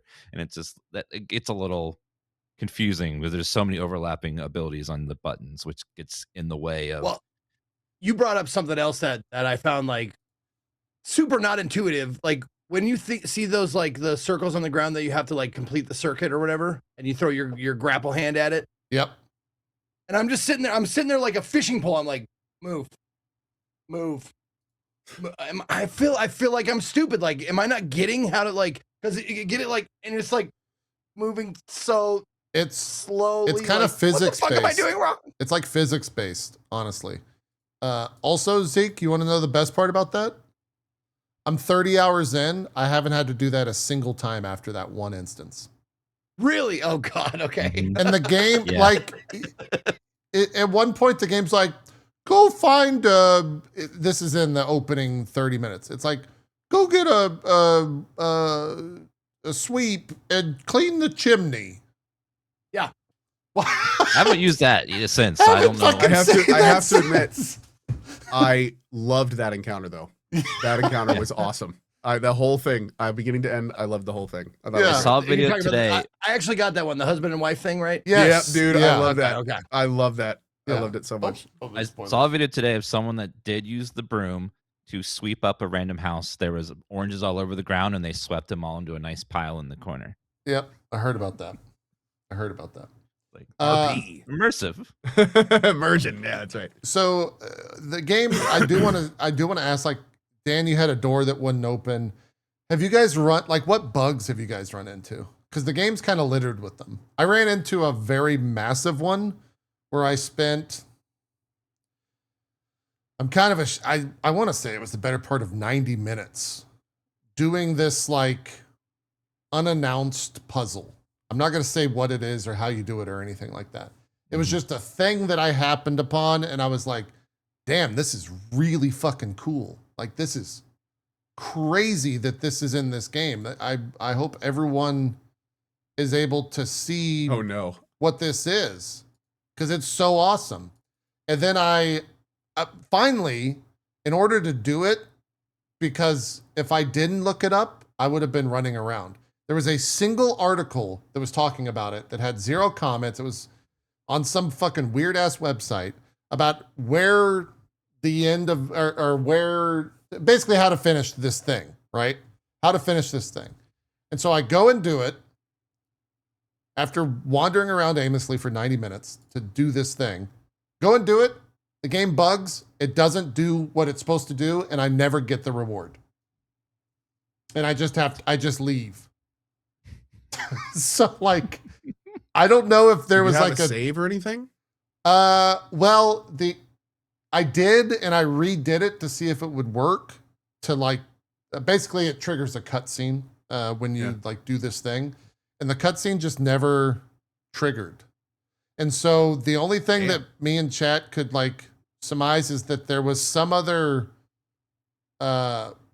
thing, like the story or the world had to move forward in some way so that it would trigger this. Is the only thing we could surmise. Dan, it had to do with this area that you're in right now. So I don't know if you found what I found, but Yeah, there was a really cool puzzle in that area. Yeah, I think I stumbled across that as well. Okay. Did you? It worked for me. You got the I don't know. cutscene. Oh, I didn't get it. Oh, I might be thinking a different one, but You're thinking of a different one. Yeah. Yeah, there might have been. It was an outdoor puzzle. I don't know if yours was outdoors or indoors. Mine was outdoors. Yeah. You involves out anything specific, just stepping on stuff. Different puzzle. Okay, different puzzle. So yeah, so that one worked for me. Okay. All right. My only real bug beside that door bug has been mostly graphical issues. Like if you're playing with ray reconstruction or maxed out lighting, there's this like weird black box that appears at nighttime and can be like, will just go over random textures in the distance, which is awkward. If you turn lighting down to cinematic instead of max, it goes away, but it also disables ray reconstruction, which messes up the ray tracing lighting. So there's some weird bug I'm getting where at night, so just at nighttime too, there's like this black box that'll be like on the wall or in the distance that I can't seem to get rid of. It's a strange little bug. Yeah. And some pop-ins and stuff. But other than that, it's been relatively polished for a game this big. Like there's some bugs, but not. I would expect a lot more. Like if this was Bethesda, I would have been shocked to be like, holy crap, you guys have changed. Yeah. Yeah. The Bethesda bugs are charming. I don't know if I found that thing where I was walking around for 90 minutes because I know what's at the end of it because I looked it up. I really want to fucking do the thing that's at the end of it, but I can't get it to trigger. Are you locked out of it forever, you think? I don't know. That's the thing. The mechanical part of it is finished. So I don't know if I'm just going to be in some random part of the world and a cutscene's going to trigger or what's going to go on. You load your game after a patch. Like we fixed the patch. We fixed the cutscene not loading. So you're like loaded into the game. You're like, all right, we're going to get on my horse. What the fuck is happening? I don't know. JP, I had a question for you. I've come across a couple of places without mentioning what they are, but like when I get to the interaction, there's like a lady that's like, oh, we haven't met yet or something. I don't know if there's like these buildings where they're basically the game's telling you that you haven't met this person a small person. No, it's like someone I haven't met yet. It goes in your head that you can't like. Oh, I haven't these places. Apparently that's story locked. Never mind. Yeah, I don't know. I haven't seen that. It sounds very story locked. I definitely got an item, or was supposed to, and but I lacked whatever mechanic I needed to actually get the item. So as I left the area, I got a random message saying, your inability to control this item has put it in your storage. And then I just saw an item pop on the right side of the screen. And sure enough, when I went back to my camp, there was this weird, I still don't know what it is, some kind of weird husk thing in my storage chest. And it's like, oh, okay, well, that's good. Yeah. Yeah. So it looks like there is some protection against that kind of stuff. Maybe it's not all working. Maybe so. Yeah. Yeah. It seems like the game, I was told by multiple people, for whatever reason, I attracted reviewers or people that had review access to the game in my chat. And there were a lot of people that said to get through chapter 6 before you do any exploration. Chapter 6? Yeah. Before you do any what? Exploration in the game. I was told chapter 3. Okay. I don't know if that's true or not. Damn. Because I got some work to do. Chapter 6 is almost like 30 hours of main story. Like I'm like I think this area is the end of chapter 4. I think that I'm in. Yeah. So I'm almost done with that, and then I started to explore, and I'm running into things where I can't interact with it, and the game's like, you don't have whatever you need to do this. So it does seem like you have to continue the main story to unlock things, which is disappointing. I hate when games do that, but I get why they do that. Is that something you would agree with, that like for the first however many fucking hours it is, like you would recommend like just do the quests that pop up for you? Well, it's like in Skyrim where you go into a dungeon and you get all the way to the end, and they're like, there's like something you can't get past, and like you can't figure out why, and it's just because you didn't get. You don't have the sacred wheel of keys to put into the fucking thing, and you don't have dragon shouts yet, so you can't go past this door. There you go. Yeah, that sort of thing. Yeah. I mean, I would kind of agree with that. It's also the fact that you can do so much at the start of the game, but because none of it is tutorialized until later on in the story, you don't know what you don't know. if That's true. Like, there are a lot of puzzles that you can actually solve. You just don't know that you can solve them because the game hasn't told you that you can. And that's one thing where I'm like, I love that. It's another thing where I'm like, God damn it. I wish I knew how to get past that waterfall. Because like, there's a way you could do that. And it's very simple. And some of the Obviously, best, like any problem, JP, you attack the issue. some of the best loot is in that shit, just like you would expect in an RPG for really cool things to be behind a waterfall. But yeah, I know how to do it. I still haven't done it yet. Okay. Yeah, I know how to do it, but I'm not going to tell you. Would any of you recommend like a skill tree, like ability to mainline before anything else? Like, you got to do this first. It makes the game so much better. No. I highly recommend going into the blue tree and getting the wrestling moves. Yes, they are wrestling so moves. much fun. You just like can clothesline people, suplex them. It's really good. Wrestling Also, moves. People are saying stamina. Yeah, stamina is used for like climbing and moves and stuff. So definitely want that. But no, honestly, I'm gonna tell you something revolutionary, Zeke. I recommend just going in and playing however you damn want. Yep. You can't mess it up. You can respec. You can in respec. the game. So just play. Zeke? Just do whatever speaks to you, and don't let Chad or anyone else tell you how to play. Just I might influence you a little bit. But this is I know that. I'm asking you personally, like, what has made your life easier in the game? Zeke, here's a little bit of influence. You could just watch the clip. Okay, this is me sneaking into a camp. Of course, just like any other open world game, you can't assassinate. But then you start dropping RKOs on everyone. Okay? And that's what I do for 30 hours, Zeke, is I just run around and RKO every motherfucker I see. And then I got an ability. When I play these games, I don't play as a bad guy. These guys are going to kill you either way. These are bandits. So this is like the clear out the place. Yeah, kind of guys. they're bad guys. Okay. Yeah. Okay.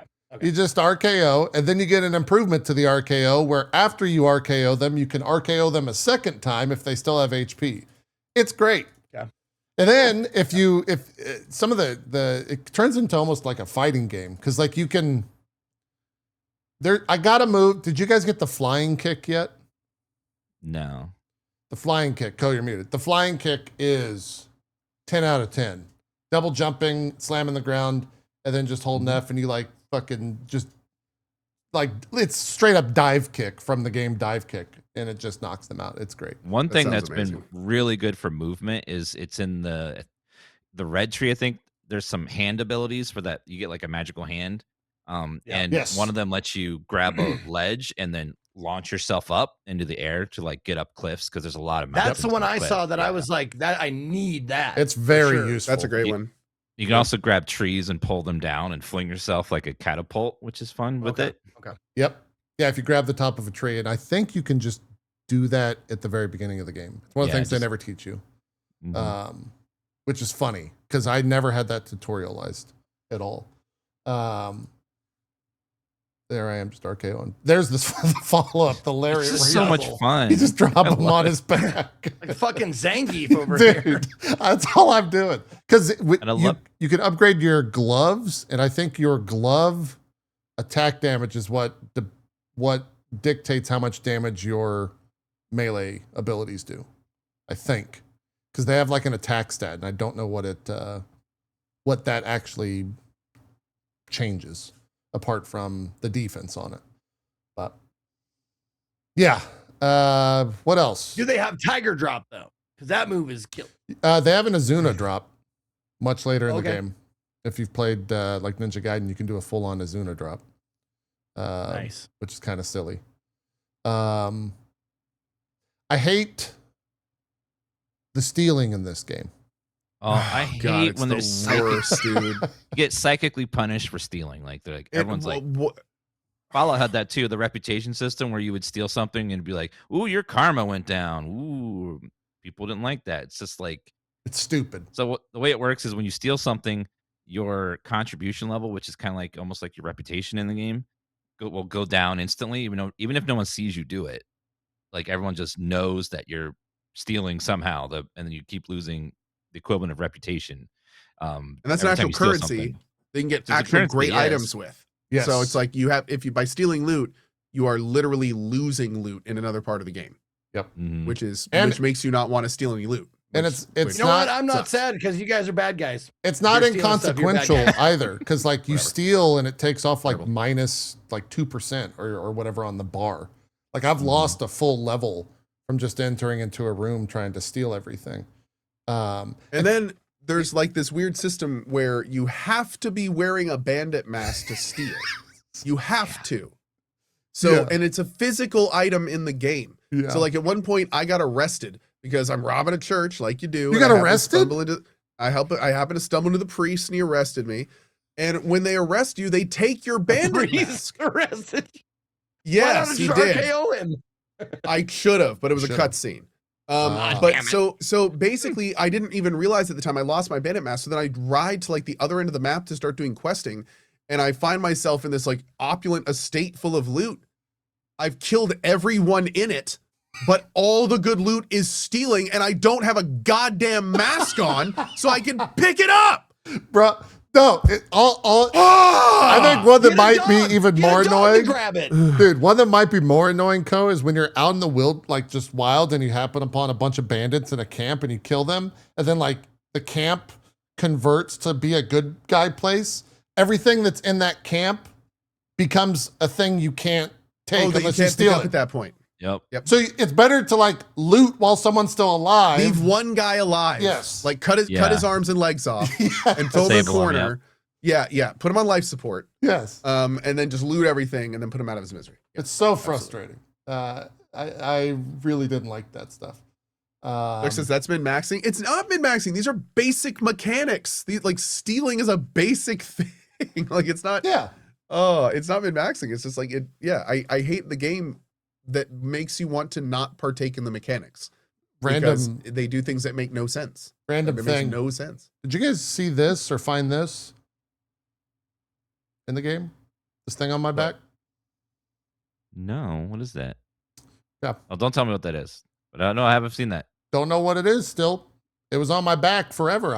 I put it on my back and I didn't know what to do with it for about 4 hours. So you can get all sorts of kits. There's like a leatherworking kit and like there's a porter's kit. And like if you look at them, it says like has all the tools needed to do whatever the thing is.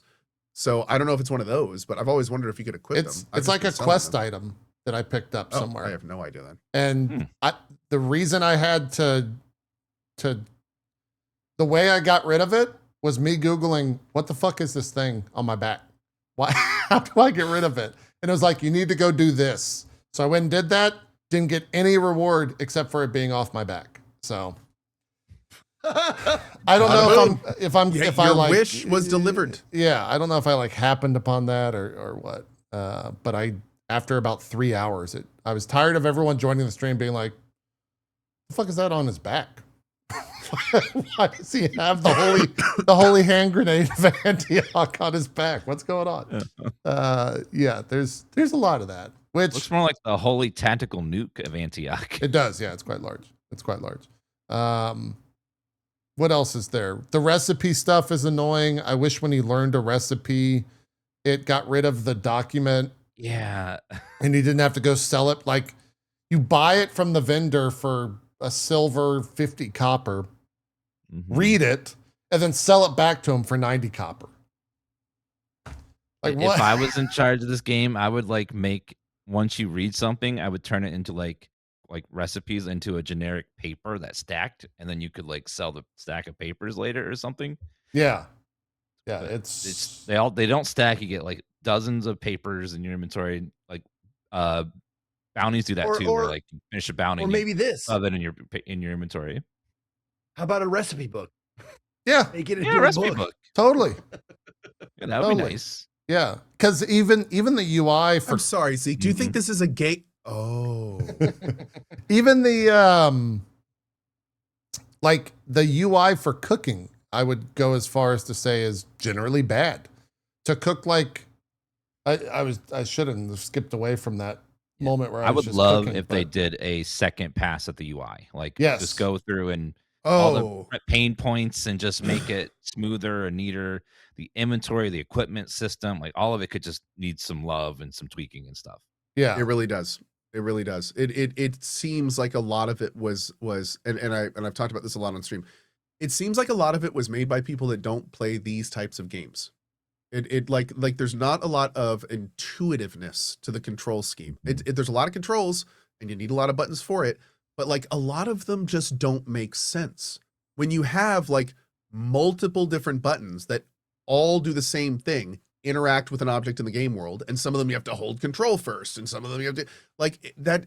It's just very strange. It doesn't. You keep getting up on these moments where you're like, you want to do the thing you've done 1,000 times before, but for some reason or another, the game is not letting you do that, and you have to. Then it's a little barrier to figure out. Okay, what do I need to do? I need to hold this. I need to press that. It's just weird. Yeah. Still drives me crazy. There's two different weapons. There are two different buttons to sheath your weapons. There is. I thought it was just. No, you have one button to sheath your bow, and you have another button to sheath your melee. And if you have your bow out, you can't use the melee sheath to put your bow away. And if you have and vice versa.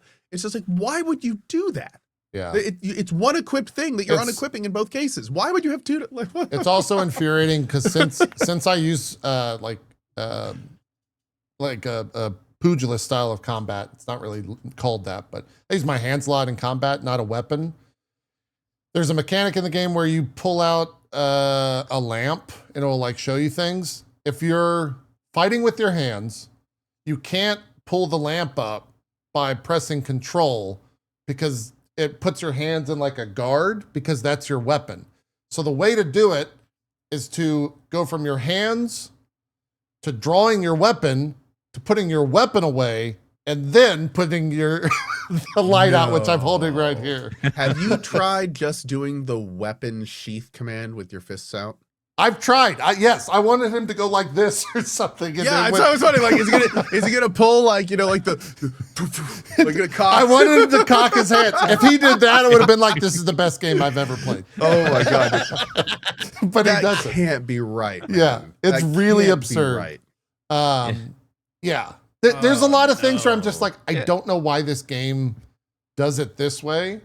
Yeah. And there's a lot of things where I'm just like, God, this is so fun. This is so awesome. Somebody in chat just pointed this out, by the way. Someone in chat just goes, basically, now do you guys see why Will Powers was so hesitant about the rebind keys question y'all asked him? Yes, I do. Because it's an absolute mess. Like, and also if you try to rebind the keys that you can, a lot of times they have multiple inputs, so it won't like work properly when you like use it in other contexts. Yeah. It's man, it's a whole thing. Yeah. There's some weird like interactions in the inventory too. Like if you hold the menu button, it brings up a sub menu of the menus, so you can choose to go right to inventory or quest, but if you just press the button, it goes to the last menu.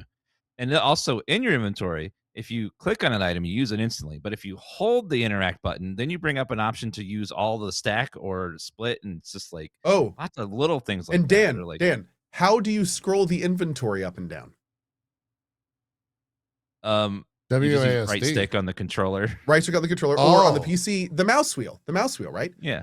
When you bring open the sub menu for an item, mouse wheel still moves the inventory, and if you move it, it moves it off the item and the menu closes. So you have to use WASD to navigate the item menu. Yep. Hey, did you guys do something like... Someone should be arrested for this. Did you guys do something like this yet? Have you happened upon a puzzle like this in the world? That's what I was talking about for you earlier. I haven't seen this at all. Got it. What I was thinking of. Yeah. Hey, when you do this, maybe plug in a controller. Because when you walk off of this, it's an immediate fail. And the keys, when you're moving with a keyboard, they happen to be a little bit heavy / like kind of sticky. So you can just like randomly walk up onto this fucking rail right here and it cancels the entire puzzle. You have to start over. It's puppet movement. If people are familiar with that. Very easy on the controller.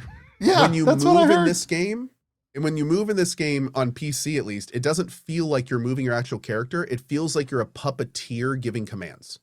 Like everything has like this weird underwater kind of. Normally it's fine because you don't need precision movement, but oh god, that puzzle. Now, could you just precision jump everywhere?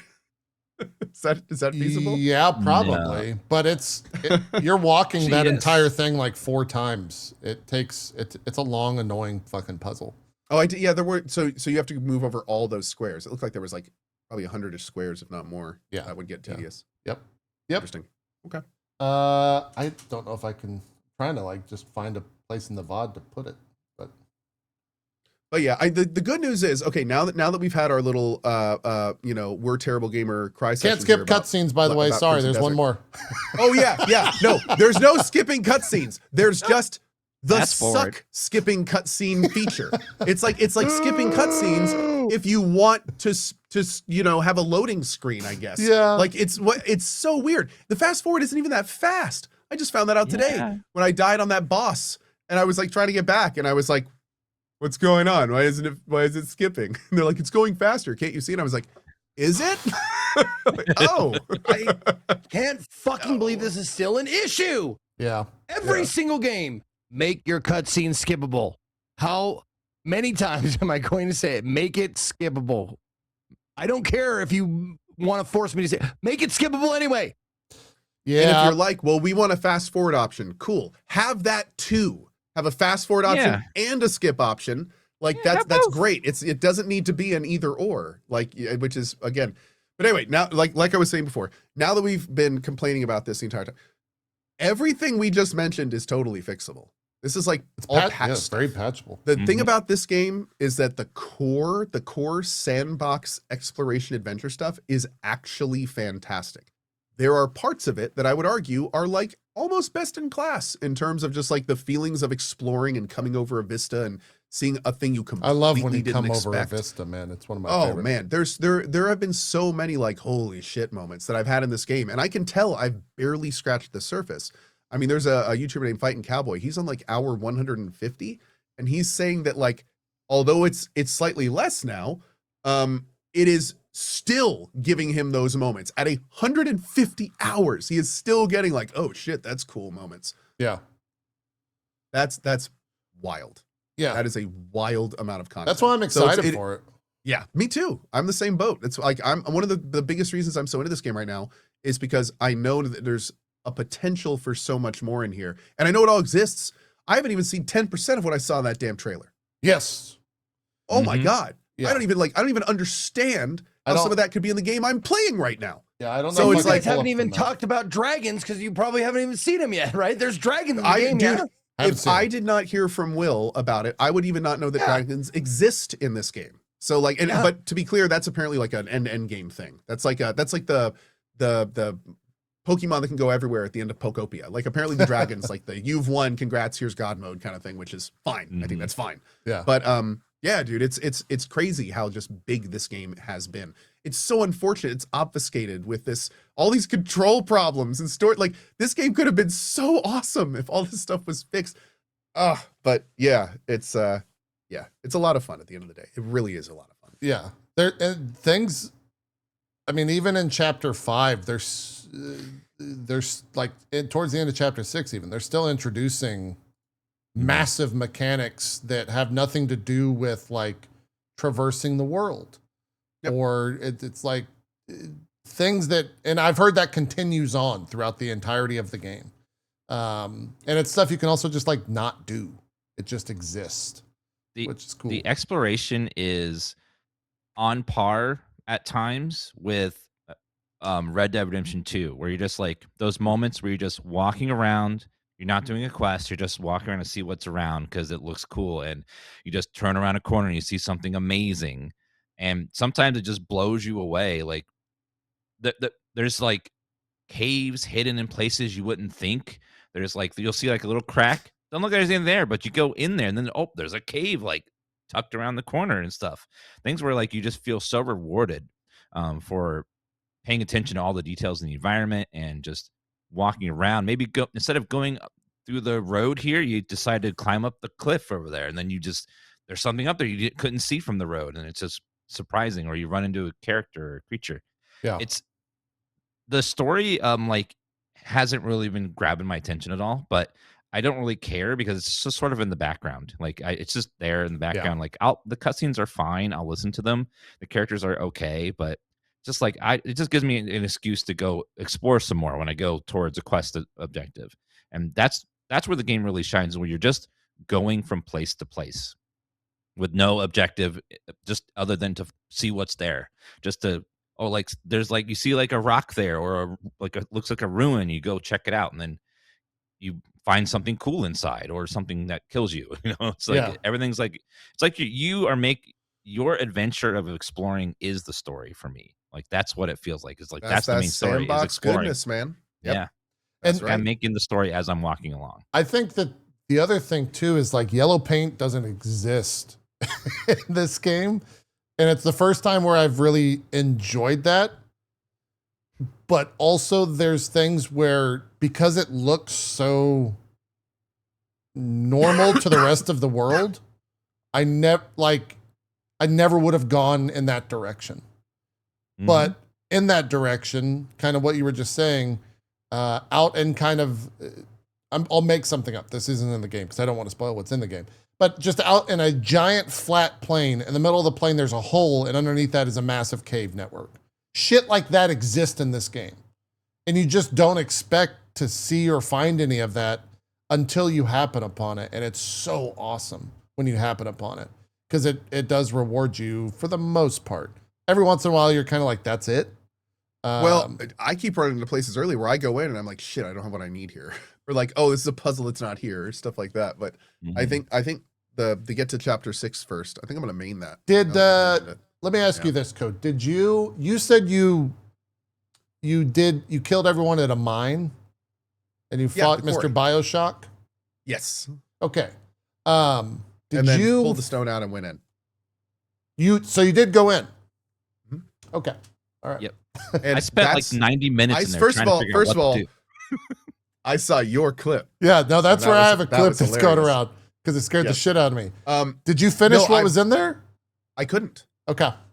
Yeah, no, I tried everything. I got the thing to shoot the door. That thing is actually the item I got that I couldn't do anything with. Right. So slight spoilers, but I used my hand on that and it broke it and turned it into this freezy ball. Yeah. And then I tried to play with that, couldn't figure anything out. And then when I left, it put it in my inventory and was like, you can't do anything with this yet, but we're going to store it for you. And I was like, thanks. Yeah. I guess. Yeah. But yeah, so that was the thing. That whole thing and everything in that, I want to say, is what happens a lot later in the game to everything, which has me really excited because that part was so cool. It's so, dude, my face lit up when the guy was like, we're going to need you to go up in the crane thing. Here's the key. And I was like, oh no. Me? Yeah. I get to do the crane? Like, really? Yeah. Yay. Wait, you can slide? Yeah, there's a challenge in one of the cubes to slide. So Tell me something. That's what I'm doing here. I got a challenge that's craft a weapon. Uh-huh. I got another one that's craft a bow. Okay. And then I got one that's make it from this location to this location on horseback in under 40 minutes. Yeah. I haven't seen that one yet, but they get insane. There's one where it's like 40 minutes for a skill point. Yeah. I did a thing yesterday for 60 minutes for a skill point. Okay. And that's where I was like, some of the rewards might not be worth it. Oh my God, dude. I mean, seriously, like literally it's all you would do is ride a horse. Like there's no game, and you can't stop and do side stuff. Like you have to do it in under time. So yeah. Oh my God, dude. I think somebody told me in chat though, that the places they give you, this is kind of fun, are apparently the whole world apart. So the idea is that you have to ride across the world in the fastest that you can, which that's kind of cool. Like I have to admit that's kind of fun, but I'm getting my dragon first. I'm going to pick up the horse. There you go. I found out today that you can't fast travel while you have a bounty target. Really? You're holding one. Oh, wait, hold on. Yeah. Did you know that you could put it on the back of a horse? Yes. But you can't fast travel a horse. I was 2,000 meters away from the town, but I had to take him all the way back. You did that? Yes. What? So I know 8 silver, JP. Yes, 8 silver. Yes, Wait, this wasn't silver. Yes, I was told the exact same thing, and people were like, "Don't do that; it's not worth it." And I was like, "What?" This wasn't the dude. This wasn't the pothead, was it? No. The beehive one. It was the beehive guy. Beehive guy. Oh, I don't know who that is. What did you get rep for it though? How much rep did you get? wasn't paying attention because I was so mad about the 8 silver. Yeah. Like, No, I killed him, and then I was like, wait a minute, you want me to take him from there to there? And someone in chat was like, don't do it. You only get 8 silver. See, but here's the thing. That sounds ridiculous for us, right? That sounds ridiculous. But keep in mind, like, just like Will was saying, there's going to be ridiculous endgame traversal stuff. Yeah. So it's like, what, Zeke, tip for you, don't do that shit early game. Like, it's not worth it. Like, wait until later till we can, like, just fire up in the air and fly across the freaking map and stuff like that. You know, I feel like those bounties are going to be a lot more manageable later in the game, where you'd spend 30 minutes doing them now is going to be a minute and a half later. When I play it Justice is its own reward. A month or two from now, when it's hopefully, I don't know, maybe a little better and there's more guides and stuff like that. Like, my plan is, like, get stamina, get movement tech stuff, and then do the main story until I feel confident that I am, you know, far enough along in the game that the shit I will come upon I can actually complete and finish, or like I can move fast across great distances. Yeah. Mm-hmm. And that was a good call. The first part you said about that, stamina is so important in this game. Like, I've been putting as many points as I can into that early whenever I have the chance. Yep. Have you? So I love that someone in your chat was like, "You're approaching this game wrong, Zeke." Like, Dan just said I couldn't do that. He said I could approach it however I wanted, and it was fine. Yeah. Yeah. So have you guys gotten to the point on crafting items where it uses skill points? No. So I've hit that wall and it really fucking annoys the shit out of me that I have to choose between an abyss crystal to upgrade a weapon or an abyss crystal to upgrade my skills. Oh, you mean like using the artifacts? Yeah, the artifacts. Yeah. Yeah. Wait a second. I've hit that point. Can you get an endless amount of abyss artifacts? Yeah. So you see the on the screen right now, you see the little bar to the left of the mini map, the little white bar. Yeah. As you kill mobs, that fills up. When it maxes, you get an abyss thing. I thought that little bar was to measure when you were in an area that had control, killing all the enemies in that area to get control of that region or area. I think it might be what you said. I thought it was what I said. When I was killing like hundreds of dudes at the quarry, like I was just getting artifacts randomly. Oh no, Chad is just saying that straight up is the left side. Wait, was I looking at the wrong thing? Yeah, the left of the mini map. The little radius. Chat's basically like that's an XP bar. Yeah. Oh.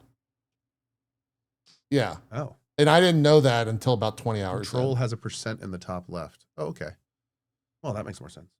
There's my deer antlers, by the way. That, of course, allows me to stealth when I'm near deers. Bears, however, will still fucking try to fight you. Oh, there's bears in the game. Wait, is it only stealth for deers? It's only stealth for deers. It's only stealth for deers. Which is really weird because I'm just in the wilderness and all of a sudden like 20 deer just show up right next to me and I'm like, reaching for knives. Come to me, jungle friends. I will murder you. Yeah. It's good. All right. So have you found Mace Sword and Board? Is that your thing, or Mason board? I guess. The game, like that's maybe another thing that's frustrating. The game defaults to that a lot of times. It just like pulls out your sword and board. I typically try to do hand to hand. That's where most of my points are. Yeah, is hand to hand. Oh, interesting. In the hand to hand thing. Can you RKO the bear? No. Damn it. You can RKO some bosses if they're humanoid, which is great. In fact, you can do the drop kick move with some of the bosses, and it does a shit ton of damage. Cool. There was a boss apparently amongst reviewers, which was like the filter boss. It's where a lot of reviewers kind of like quit the game. They didn't finish the game. It was this one particular boss. I got to that last night. Oh, 100%. I almost rage quit. It's so fucking bad. Like, wait. And I thought it was me. Wait. I think you're about to like ask. the fight sucks, or bad like it's way too hard. Bad like the fight sucks. Oh, really? Yeah. And I was like, maybe I'm just bad. You know, I actually did the mental work of like, maybe it was me. I watched another streamer do it last night. Yeah. I watched mods, And he was like, fuck, I'm so fucking upset right now. And he one-shot it. Like, he didn't have problems with it. He one-shot it. Like, this is so fucking stupid. I haven't been this upset in such a long time. Okay, not getting too spoilery, but like, okay, I'm guessing, since I haven't seen it, I'm guessing that it's something to the effect of invincible phases or something like that that just takes time and it just steals hours or steals minutes from you. I was going to say super fast attacks that are like warpy. Yes. And the dodge functionality, you get an ability to, when you press Alt and you're taking damage, it'll like dodge out of it and you take less damage. His attacks... That right there. Yes. His attacks are like so magnetic that it doesn't work 80% of the time. Like it felt real clunky when I was doing it. Are they red moves or can you counter them? Can you parry them? No, I don't think you can parry them. I mean, I was trying both. It was, oof. Again, it just felt like, some of it felt like I'm bad, which yeah. But the other part of it was like, well, if other people are frustrated by this, maybe it's not just me. So I ended up killing it because the way you overcome a lot of stuff in this game is just go cook 1,000 meat, because there's no animation or anything to heal. You just spam a button. And keep resurrecting with those pills. Through fights? I guess, yeah. Yeah. We're just like, hold on, I gotta drink a stamina. Glug, glug, glug, glug, glug. Oh, I have yes. 100 of these. We're gonna be here for a while. Dude. That fight earlier against the dude in the field that I was talking about, I put on 48 pounds in that fight. Yeah. I shit you not. I put on so much weight by the end of that fight. I'm surprised I didn't just die of a over protein heart attack. Like yeah, you just everything. I had like 9 bowls of soup in 2 minutes. Also, Zeke, you're gonna use controller or keyboard and mouse? I'm probably gonna switch to keyboard mouse just because it makes everything a little bit more like there's more controls, but they're not as like press 4 things to do one thing. Yeah. Here's the proest tip I can give you. In the game, this is gonna, for people that haven't played, this is gonna be wild for you to hear. F1 pulls up. Oh God, now I'm blanking. What does F1 pull up, Co? I know F2 is your weapons and F3 is your armor, and no, F3 is your consumables. F2 is your quick F1 is characters. F1 is characters. Oh, that's right. Yes. F2 is armor. Weapons and armor. F3 is consumables. When you press, and to explain that, when you press F2, you hold it down, and Q and E will switch between your weapons. And then you use your mouse to go into the radial menu, and you use mouse wheel to pick which weapon you want to pull out. It's fucking bizarre. But take F3, and F3 pulls out your consumables. Rebind F3 to mouse 4. And then you can just constantly press mouse 4 to heal. That's exactly what I did. Yeah, no, it's perfect. It's my mouse 4 is consumable, and my mouse 5, which is my other thumb button, is put away weapon, and that has been awesome. I might do that. So any time I just want to not deal with combat, just tap my side button, and I'm out of combat, good to go. So strongly recommend that. Yeah, I might do that. Yeah. That's probably. In fact, I wonder if we can assign the same button. In which case, you could also assign the bow put away and the weapon put away to the same button. I don't know if you can do that though. That'd be great. I would love if you do that and you press it and the game just closes. The game just crashes, and then puts a thumbs up review on Steam. No,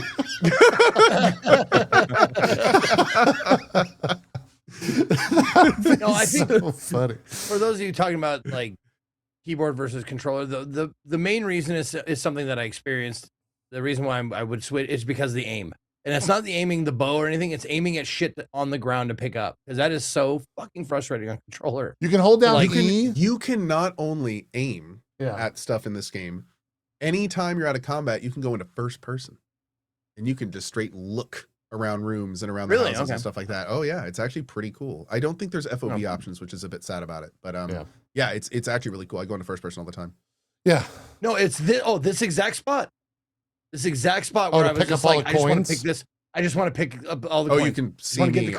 I just want to fucking get the coins. Can I fucking pick up all the coins, please? Oh my God, there's so many coins. And then there's like, hey, this is the new silver goblet. This is a new thing. This is a blah, blah, blah. And I'm like, I just want to pick up this shit. And you end up picking up the clay pot. And you're like, I don't want the clay pot. what pisses me off in this game is there's items called coins on the ground, and you pick it up and it's 1 coin. It's 1 coin is not coins. Like that whole room that Co's in right now, every one of those pile of coins was 1 coin. And I was so mad. It just gives you 1 copper. And 1 copper, by the way, in the world of the game, it's fucking nothing. Most things cost like 10 copper for 1 piece of meat. So I did the same exact thing Co just did, where I went and picked up everything like the fucking poor person that you are at this point. Also, let's talk about this dumb helmet. When I first got the brain dance device from Cyberpunk, I tried to, I did not realize that there was this, actually, considering how terrible it is getting to your inventory, which I don't know if we stress this, hold the escape button, scroll wheel multiple times, then release instead of pressing I, which is, for the record, not bound to any other thing in the game. We checked. But so I did not realize that when you get a brain dance memory, or it's actually contextual, when a lot of different things happen in the game, that little circle at the bottom right of your screen will change to a contextual option. And if you just tap escape, then you'll go to the contextual option. So if you get a memory with this headset, instead of having to like go into the F2 menu, equip the helmet, hold the space on it, go through the memories to find the memory you want, you can just tap escape once. So that long part, I did that for like the first 10 memories, where every time I get a memory, I would go to F2, equip my helmet, hold space on it, get the big list of memories, try to find where the new one is. And I'm sitting here the whole time complaining how terrible it is. And my whole chat the entire time was like, just press escape once. And I was like, I am pressing and holding escape, you dummies. Yeah. So that was that first time too, they had to tell me that too. I was like, where the fuck is this? Also, yeah. I think they're preparing you for pain later when they give you the very first memory. It's the last thing on the fucking scroll list. Yeah. Oh. I watched you do it just now, and that pissed me off when I saw it. I was like, oh, first memory, and everything's a question mark. You're like, where is it? And you scroll, and then you scroll, and you scroll. It's at the very fucking bottom. It's like 2 pages down. Me, yeah, dude. yeah. It's amazing, dude. Man. This game sounds conflicting. It is conflicting. It's 100% It's both. Do you love or hate your players? It's a big conflict. Yeah. Big conflict. Like I said, 200 hours, score a 7. Yeah. Well, that's the thing. I felt like we've talked almost an hour now, and most of it has been like, oh, this is so annoying. Oh my God. All of us would want to be playing the game right now. Absolutely. I cannot wait to play this game again. And here's the thing, Zeke, and I didn't want to like correct it, but I will say it's not a 7 to me. This game is not a 7. This game is like an 8.5 or 9+ sandbox with 4 out of 10 controls and other features. Like there's parts of this game that are so much higher than a 7. There's just other parts that are like so low. It's how did this make it into a game of this state? Yep. Like how, 6 years of development. How? But no, it's way, like parts of it, man, are like some of the, I can already see, and I've had so much fun in this sandbox, and I can tell it's going to be so much more fun. Just quality, good sandbox entertainment, which was one of my favorite genres of games. Yeah. Somebody earlier said, how do you recommend playing this game? A lot of people are treating it like an RPG with less. I firmly believe this is a sandbox game with more. Like the main quest, don't think of that as like less of an RPG main quest. Think of it like a Valheim quest that's more than that, right? So like the real shining pillar of this game is the giant sandbox full of content. And then the other mechanics are kind of the secondary mechanics to get you into all of that really kind of fun, broader thing. Not trying to glaze over the problems here. There's lots of them. But I mean, there's just such a wonderful sandbox to explore in here. It really is like, it's unfortunate all the other stuff is so marred with issues because it's awesome. Yeah. It's great. I think we should. People saying, wait, maybe. I mean, if you don't want to deal with the issues. Yeah. They've already come out and said they're going to patch it. So, yeah. The other thing, and I've seen chat mention this multiple times throughout this, saying, oh God, that's rough. Saying that we're going to eventually address it. They came out 5 hours ago and confirmed the use of AI in Crimson Desert. They went in and said, quote, during development, some 2D visual props were created as part of an early stage iteration using experimental AI generative tools. These assets helped us rapidly explore tone and atmosphere in the early phases of production. However, our attention has always been for any such assets to be replaced following final work and review by our art team and developmental teams with work that aligned with our quality standards and creative direction. Following reports from the community, we have identified that some of these assets were unintentionally included in the final release. This is not in line with our internal standards. We take full responsibility for it. We also acknowledge that we should have clearly disclosed our use of AI. We sincerely apologize for these oversights. So, I mean, they came out and owned up to it, I guess. It's one of those things where you're kind of like, well, did you get caught? And that's why you're saying this? Or, you know, did you really just forget? I don't know. You got to, that's up to a person. Thing that happened is why people were so upset that Larian was saying they're going to use AI in early production, because you're going to miss something. You're going to forget to replace something. And it just like this causes a controversy that doesn't need to exist. Yeah. Just like this. Yep. It is. It's one of those, someone joined the chat and said it's always, but they get caught. Yeah. And that was the wild part too about the image that people first claimed was AI, was that it was such a bad AI image that it almost looked like AI images did like 2 years ago. Where like the old Will Smith eating spaghetti one. Yeah. Like I think it was a horse, and the horse's legs were like completely fucked just up. Bad. Just nonsensical. Really not that like you need good AI for it to be AI. What I'm getting at is that it looked like it was actually from an old model. So there might be some credibility to them saying like we added it a while back and went to go change it, but I don't know. It's just a thing that happened, and I'm glad they came out and owned up to it.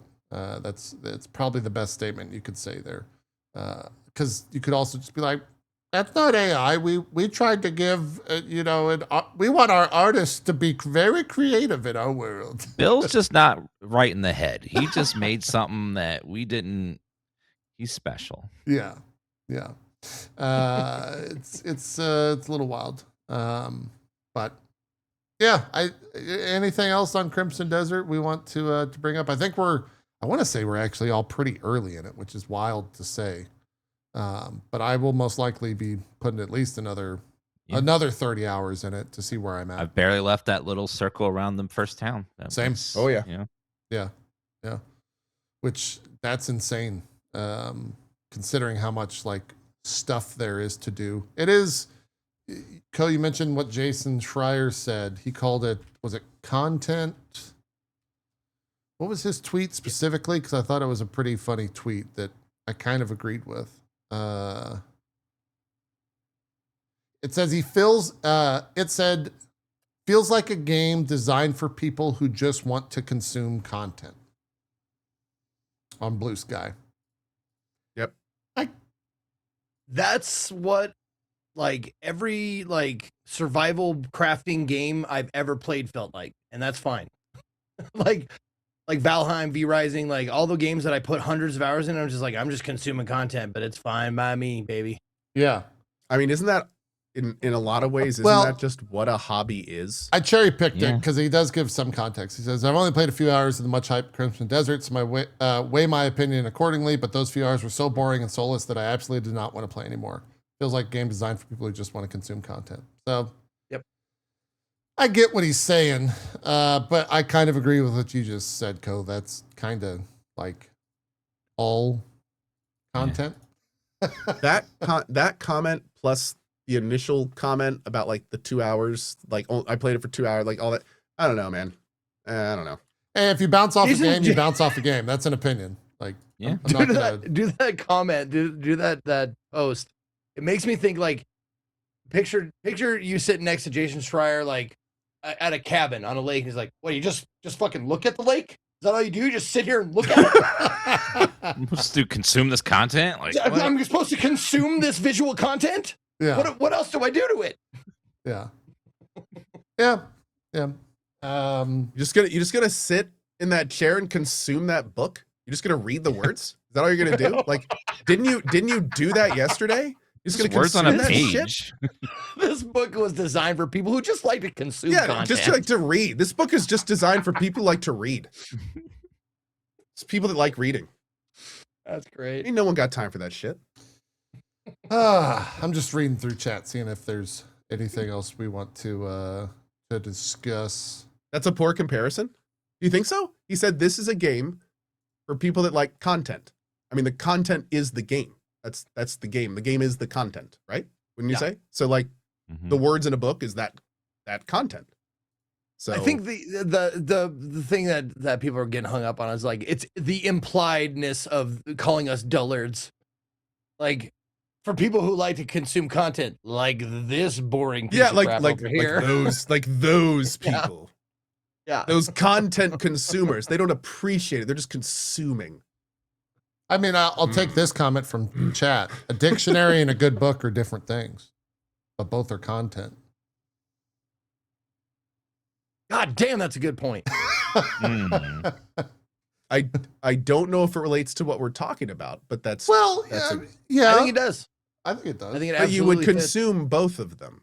So is the idea that you would consume one less enjoyably?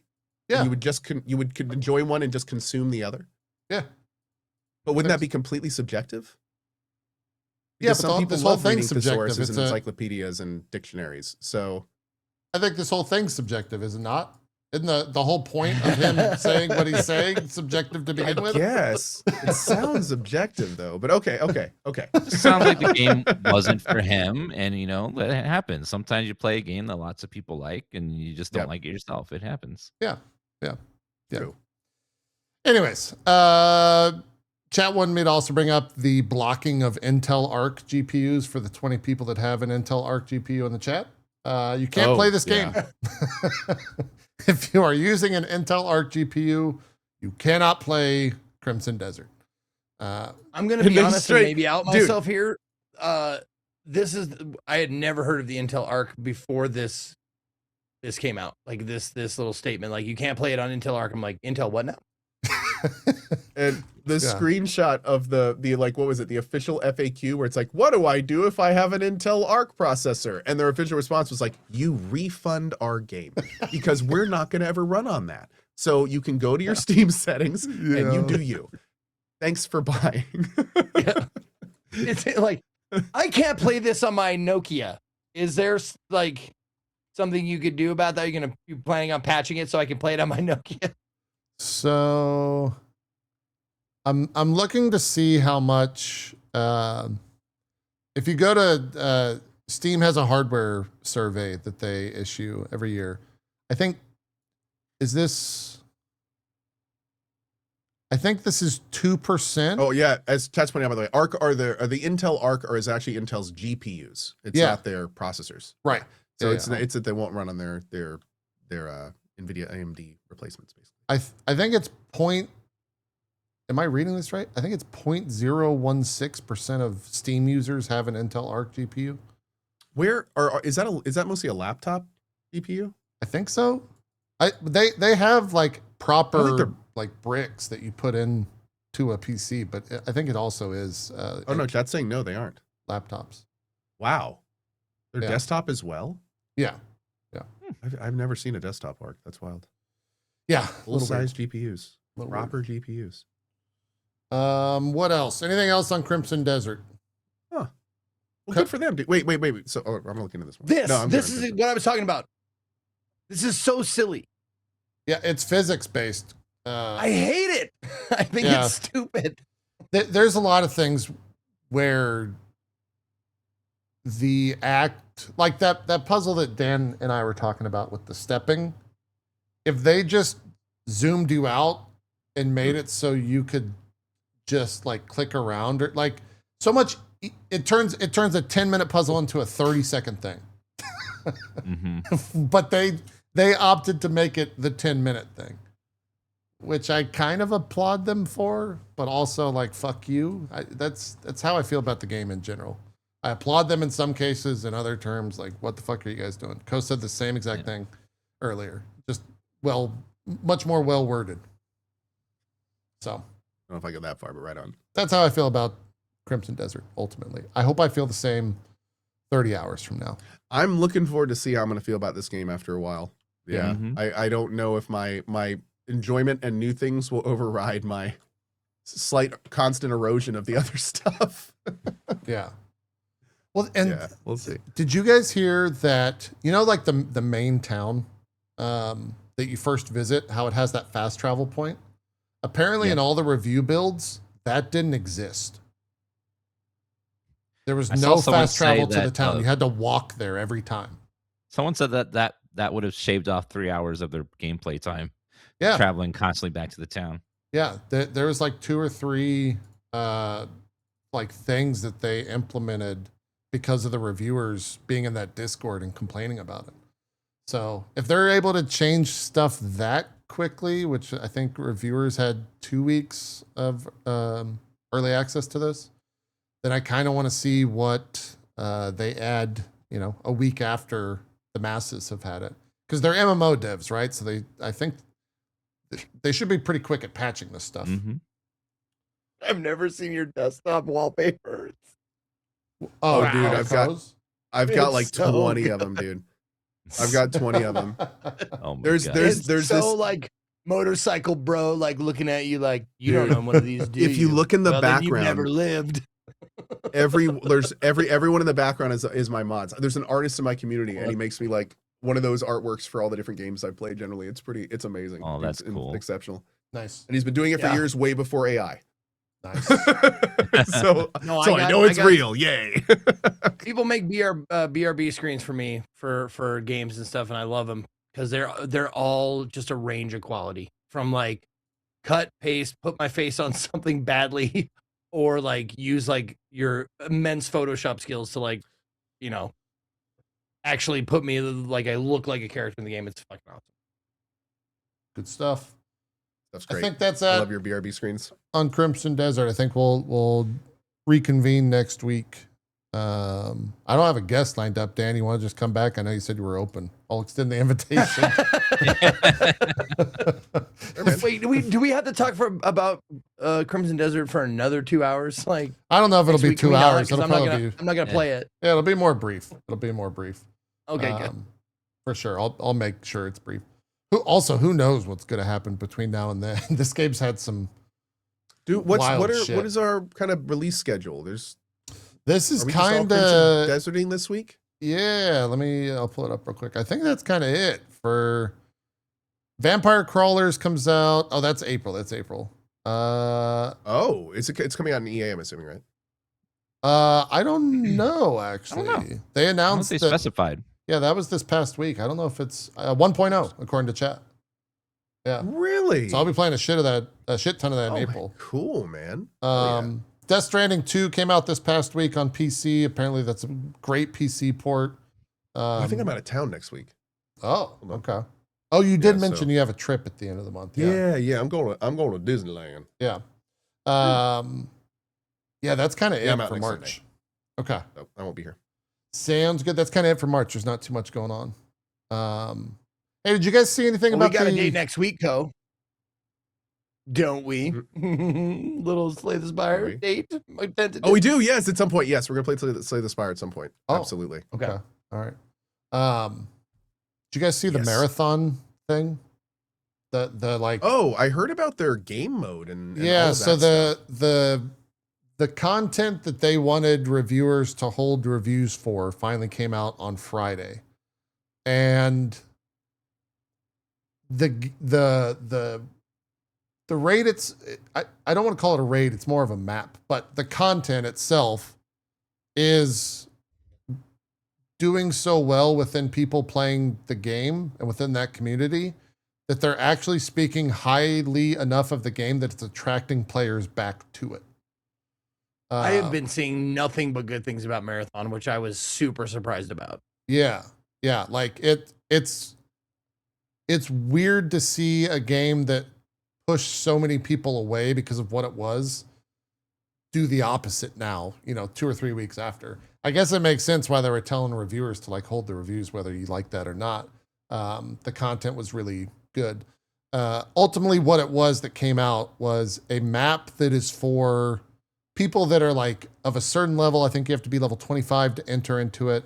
You have to enter into it with a certain amount of like money invested into your gear, in-game currency, not like, well, I shouldn't say in-game currency, Not real money.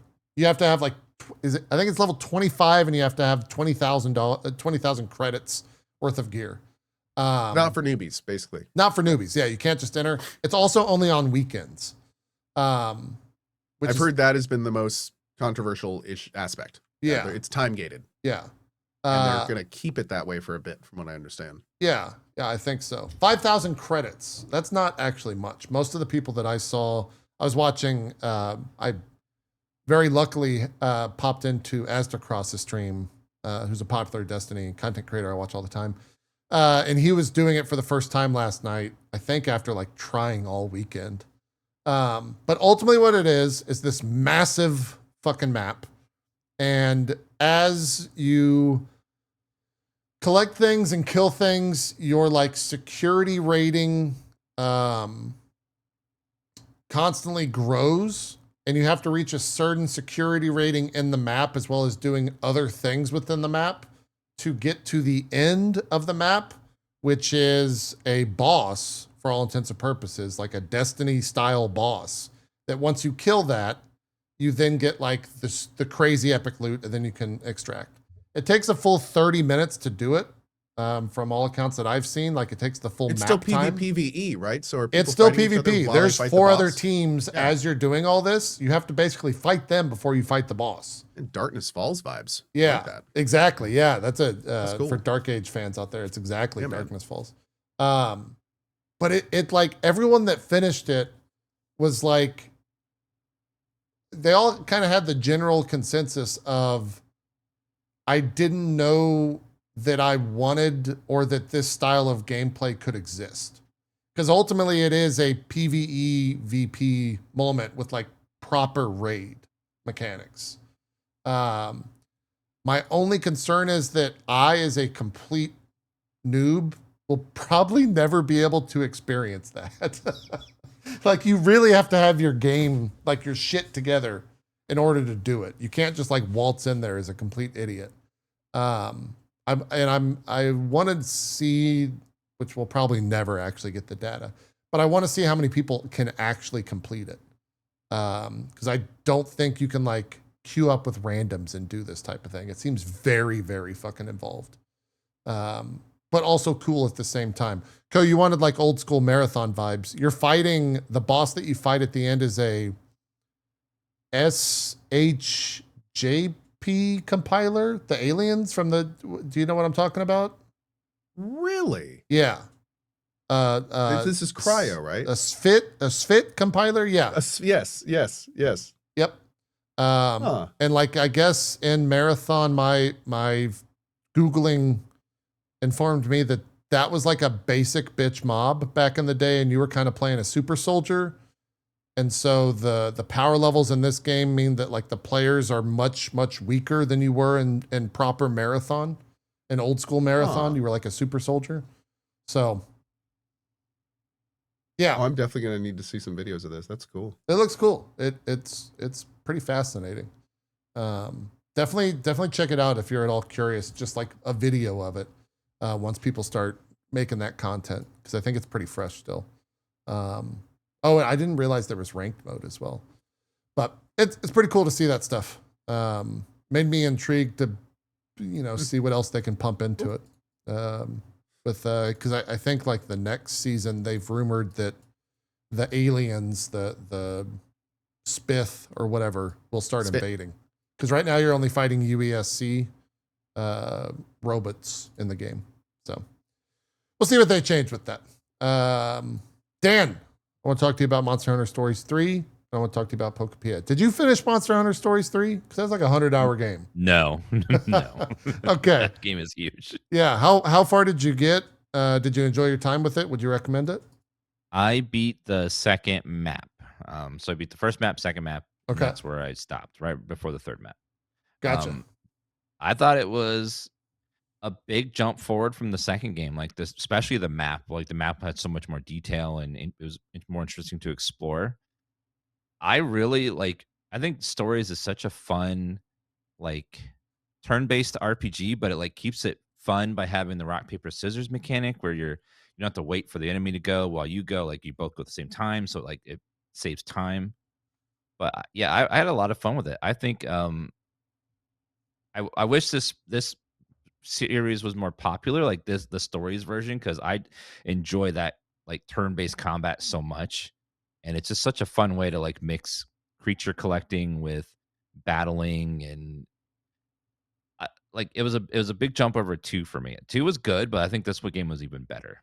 Did you like think it was better than the second, or what were you thinking about it? So I didn't play much of the second or the first, only because I wasn't a fan of the almost like chibi art style that I think was in those. This one's more like mature, I guess, in the character designs.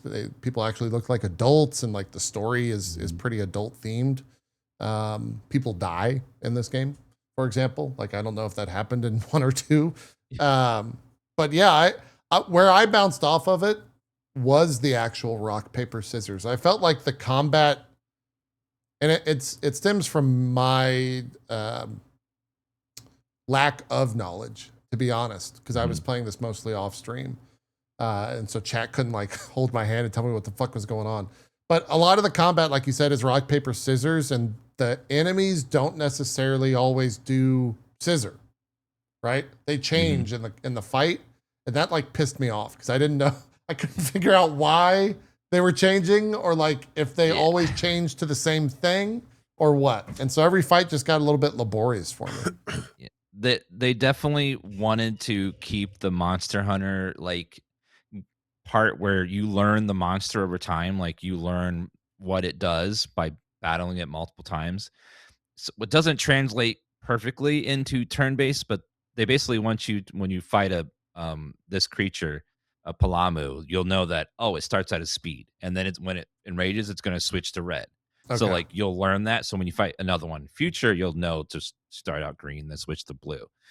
But when you're first fighting a boss or like an enemy that's tough and you don't know this, you just kind of have to wing it at the beginning, hope that they're going to go blue or red, or you don't really know. So the way it works, if you not familiar, is there's 3 colors: blue, green, and red. And if you like, red beats green, green beats blue, blue beats red. And if you do a red move and they do a blue move, they win and cancel out your move, and they do full damage to you, and vice versa. So if you counter theirs, you cancel out their turn and you do damage to them. And then you have skills as well, which don't have like, skills can't be canceled out. So if you use stamina, so just your basic attacks can be canceled by doing like moves. Some moves can't, and you can also interrupt their attacks with if you do a double attack where you cancel the opponent's move. Yeah. As well. So it's a way to like save yourself from taking damage. So that's like the basic gist of it. You have normal attacks, which help you build stamina if you don't use it, and then stamina are like your skills in combat as well. So it's like a fun combat system where it mixes a bunch of stuff together, and like creature knowledge with breeding monsters. That's the part that's the most fun, is breeding monsters, like where you release monsters into the environment, and then those monsters will start spawning in the world, and then you can find eggs for them, and then you can hatch them, and then start mixing DNA between the it sounds it sounds wild, but it's 100% sounds wild, but you find like a monster that has a DNA strand that gives a certain ability or a skill or a passive, and you can take that and put it into a different monster and start mixing and matching like types. And instead of like a Palamu being just a normal type, you can mix it with fire, and then it's a fire normal, and then like you can give it fire abilities and have like a fire Palamu. Yeah. And you can make like these super soldier style like monsters to fight alongside your character, because you see there's your 2 characters in the center, and then each of them have 1 monster on the sides that you can make super soldiers. Yep. It's cool. It's pretty fun. It's cool if you're wanting kind of like a traditional RPG, JRPG in the Monster Hunter world with Pokemon style fighting, kind of. Yeah, it's got a little bit of all of that. So definitely check it out. There's a demo too, which is like level capped, but not time capped. So if you want to spend, I know people that spent like 20 hours in the demo alone. You can't go past level 10, but you're not capped in any way anywhere else. You can just keep playing until you just can't beat something because you're only level 10. Yeah. So it's out on everything as well. I think it's out on Switch, but it doesn't run that well on the Switch, is what I remember. Yeah, it's on Switch and Switch 2 and all the consoles. So runs super well on PC as well. Steam Deck and all that stuff. The other games, Switch 2 exclusive. Dan, you're the only person that we'll probably ever have on the show that will play it. Pokopia, doing well. People are playing. Yeah, dude. Pokopia is doing big numbers, not only because it's Pokemon, like it's Pokemon's biggest franchise in the world, makes the most money. Yeah. But it's the first like spin-off game in a while that they sometimes do spin-offs, but not too often. But this is the first spin-off that's rivaled the main games in terms of like sales. Like it's already in like the first week or two, it was like the second or third most selling like offshoot game. Yeah. And like it's just going to keep going up that list and get up to the point of the main games probably. But the game it's closest to is Dragon Quest Builders 2. If you haven't played that game, it's super fun. It's on all systems. It's a mix of Minecraft and a little bit of like Animal Crossing, just a little, because you can decorate and stuff, and there's occasionally a real-time mechanic, but it's mostly a lot more like Minecraft, where the world is blocks and you can break the blocks and build buildings with the blocks, and then there's also prefabs where you place it and then you can go inside an interior and then you can decorate the inside and stuff. So if you like Minecraft, if you like Animal Crossing, or if you didn't like Animal Crossing because it didn't have a lot of gameplay, like it's a kind of a passive live in life with animals kind of game, this one has a lot more gameplay side of it. So you can like live with your animals. Also, you can build giant buildings, build huge structures. People have been building massive towers. People have been finding ways to automate the machinery in the game, like Minecraft style. They have like red switch systems where you can automate gathering berries from the trees and stuff. And okay, that's pretty cool. Yeah, so it's a cute game if you have the Switch 2 and you like creative games like Dinkum, if you like Animal Crossing, Minecraft, like I think it scratches all those itches. And or if you just like Pokemon, like it's got there's no battling in it, there's no combat. It's just like even Dragon Quest Builders had some combat. This one has none. It has none. Wow. Okay. Yes, it is just a sim game where you live in this world and you decorate. So every environment is destroyed by all the humans are gone and the Pokemon are the only ones left, and you have to rebuild the world and hopefully draw the humans back. That's like the main premise of the game. So you're Wally. You'll find these destroyed towns from natural disasters, and you clear the rubble. You can rebuild the buildings or tear everything down and make it your own if you want. And that's like the main big gameplay loop, is going through and figure out what happened to the humans and decorating everything.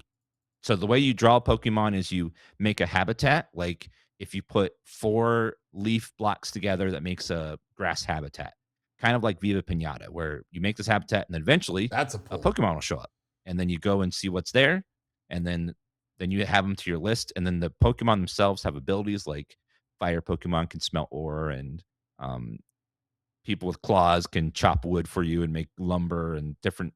You can craft furniture and stuff that require these things, or make block types to decorate the place.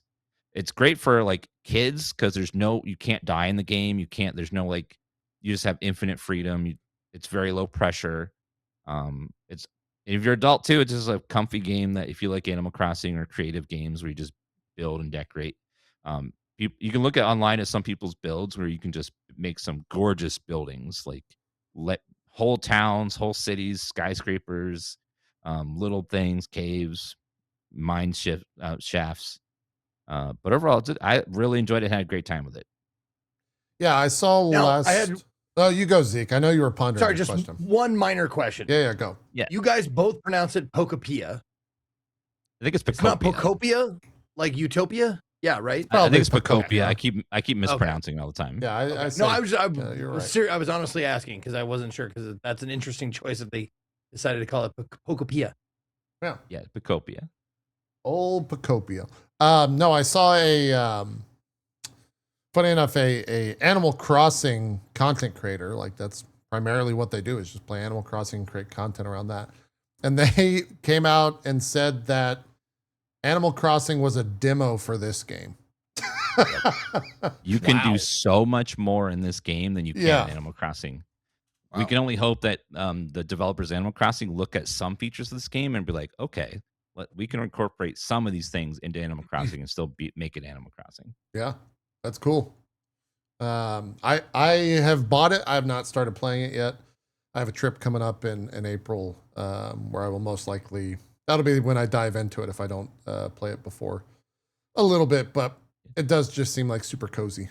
And you play as a Ditto that transforms into a human so Pokemon can see what your human looks like. That's why you're looking like that. Yeah. Yeah. All right. So you're not a human. You're a Pokemon. You're a Ditto. Yeah. Okay. Yeah. Naturally. How does Ditto how does he have a reference of what a human looks like if there's no humans? Doesn't he need a reference? So he lost his human, and so without spoiling the story, like a lot of the Pokemon in here used to be around humans and used to know humans, and they just kind of disappeared then natural disasters started happening. So they're familiar with humans and know what they look like. Okay. There you go. Yeah, I won't. I don't know if this will ever come up again, so I appreciate it. It's a better story than Crimson Desert already. Yeah, it has a cute little story. Like that broke my heart a little bit. There's some drama, yeah. Yeah. There's some sad moments in it, yeah. Yeah, I just saw in chat. This generally has a better story than Crimson Desert. Not a lie. Yeah. I didn't see it in chat. I came up with it myself. I did not see that one. All right. I give credit. Sometimes Zeke lies. Yeah, okay, Zeke. Yeah. Okay. Yeah, Zeke likes to lie about it. I'll give credit. I give credit where credit's due. Shut up. I'll say their name if I took it from them. Did you finish the main story, Dan? Yes. How long did it take you? The main story is how you unlock the Magnemite form. Oh. If you're just... So the game can be anywhere from 20 hours to 100 hours, depending on how much time you spend in each town before you move on to the next one. But I started with the first town, started decorating stuff, and then I just started to push myself to just do the main quest, just go through the main quest, and I got it done in about 25 hours. Okay. Just doing main missions back to back. Cool. That actually makes me want to play the game more, knowing that it's not a 100-hour ordeal. There's no time gating of anything like Animal Crossing, right? No. And just like Animal Crossing, the game is tied to your system clock. So if you want to time travel, you can. So if you want to jump around or not wait a day, you just move the clock forward and then boom, it's just instantly built. Okay. All right. Julia, our resident Pokopia expert, says, don't go to the Pokopia Reddit before you play or you will feel bad comparing to other people's worlds. Oh my. That's any game when you can build, man. Because these people, people just these are like ADHD hyper focused people that play these games like this. Mm-hmm. And it's just like, once I can build, that's all I'm doing. And I'm going to make the Millennium Falcon or whatever. Buildings can take 1 day to build, but if you use one Pokemon, you can make any build. Even the 24-hour one's only an hour. There's one Pokemon that her special ability makes all buildings rebuilds only take an hour instead of a whole day. Oh, okay. So you can crank out a whole village in one day. I'm kind of curious. Is this person making Mario Paint music? I'm going to see what this is. Hold on. Oh my God. Yeah, this is great. There's all kinds of these things like this where you can make music and stuff. Is that like the Pokemon 1 fight music or something?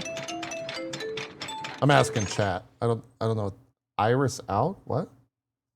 That's Chainsaw Man? Oh, that's okay. Oh. How do you not know that, weeb? I don't watch anime. I only watch One Piece. I say this. I stand by this. I've never watched Chainsaw Man. Why would you watch a man turn into a chainsaw? That sounds stupid.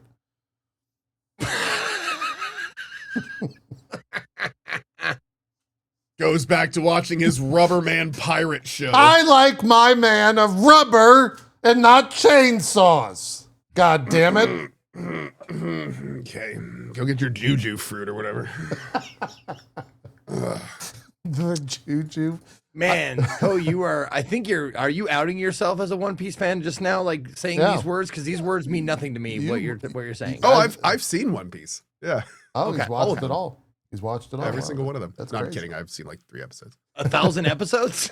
No, I've seen like 3. Yeah, me. Okay. Funny enough, my me and my wife actually went on an anime kick for a period of time in our life. We watched like Claymore and Ghost in the Shell and Trigun, Cowboy Bebop. We had like this half-year period where we watched like tons of just quality, so you awesome watched all the anime. ones that like the Western world approves of? Okay. Yeah. Okay. So yeah, you he's haven't not. watched real He's not a anime, then? real anime Got it. fan, Zeke. He's a trendy. Anyway, He's a tourist, as they say these days. So in the middle of that, we tried to watch One Piece, and we realized it was just a bunch of filler, so we moved on. There is a lot of filler, without question. Without question. Isn't that every anime series?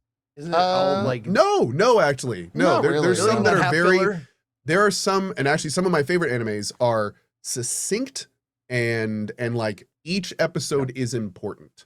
Yeah. There are some animes that are like that. Not a lot, but there's some. Yeah. Samurai Champloo was super cool in that regard. Did you hear they're making I a like live that action Samurai Champloo with the One Piece folk? I heard.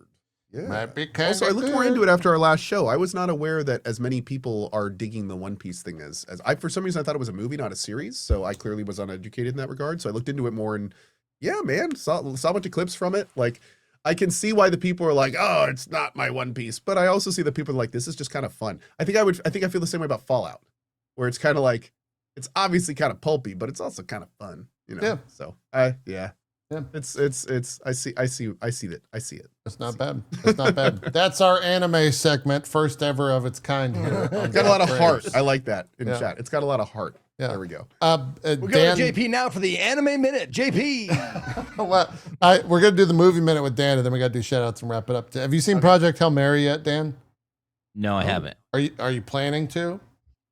Yeah, I Okay. plan to. Yeah, I Right really next- want to see it after everyone ranting and raving. Apparently, it's about really it. good. Yeah, like, it's getting really good reviews from both audiences and critics. Yeah. That's the one where the dad goes up to space and talks to the rock, right? Yes. Yep. That's it. That's the plot of the movie, and that's our show. Goes out next week. Wait. I got 3. We got 3 minutes left. I want to just rattle off some games. First of all, Horsey Game.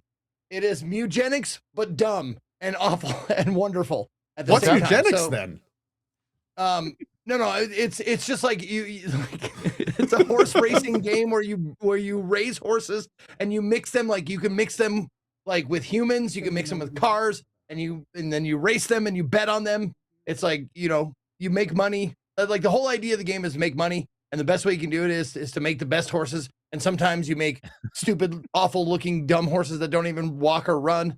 And then sometimes you make these brilliant horses that have boots on and all this kind of stuff. So check out Horsey Game. It's dumb fun, and it's only, what is it, to $9.99. So it's like, look at the Steam page. $10?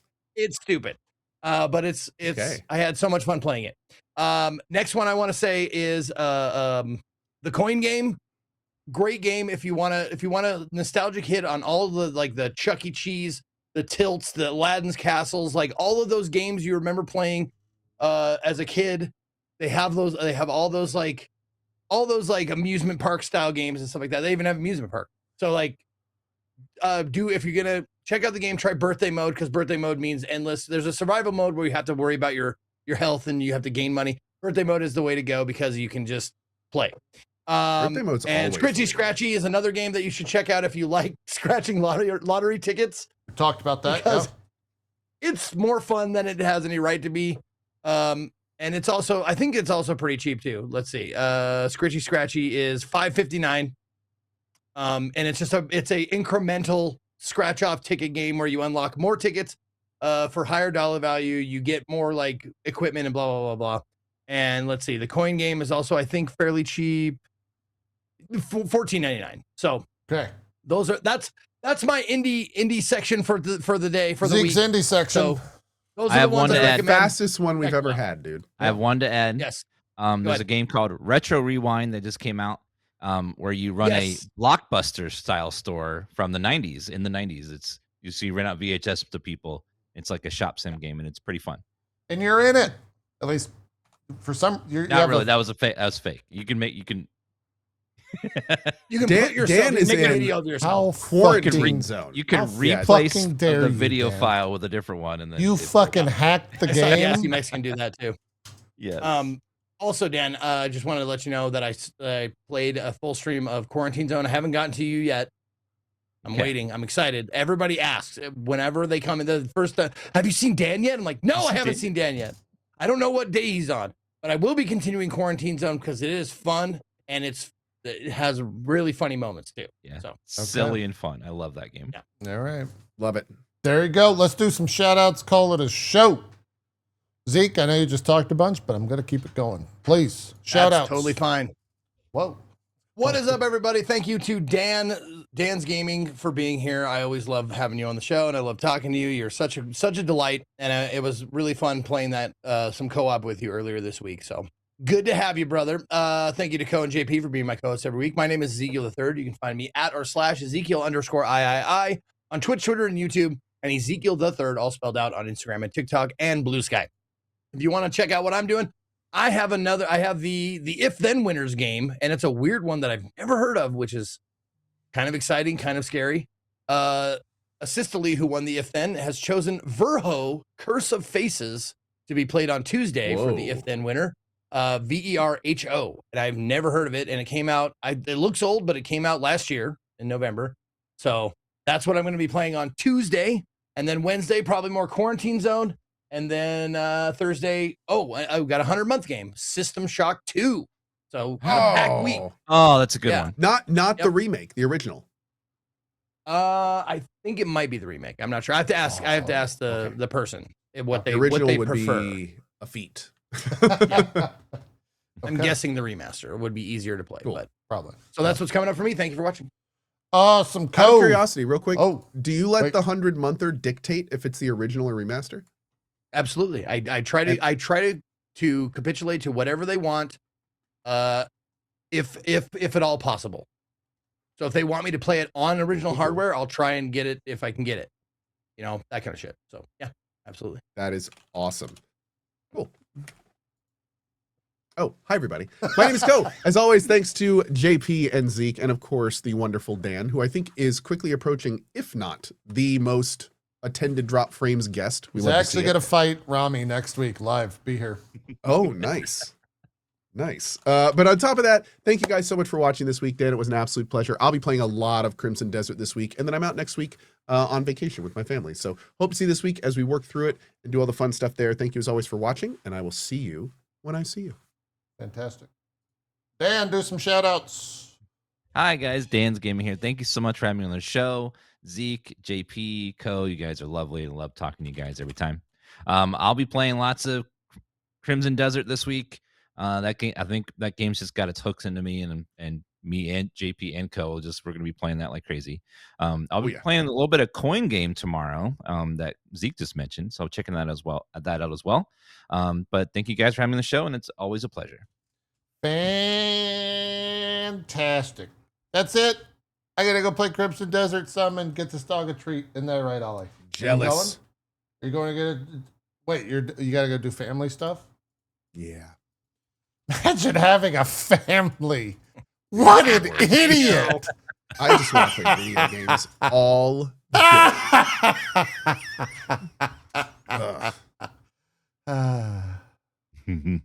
Have to go raise my progeny. Ugh. We'll see you guys next time. Have a good one. We're out of here. Bye.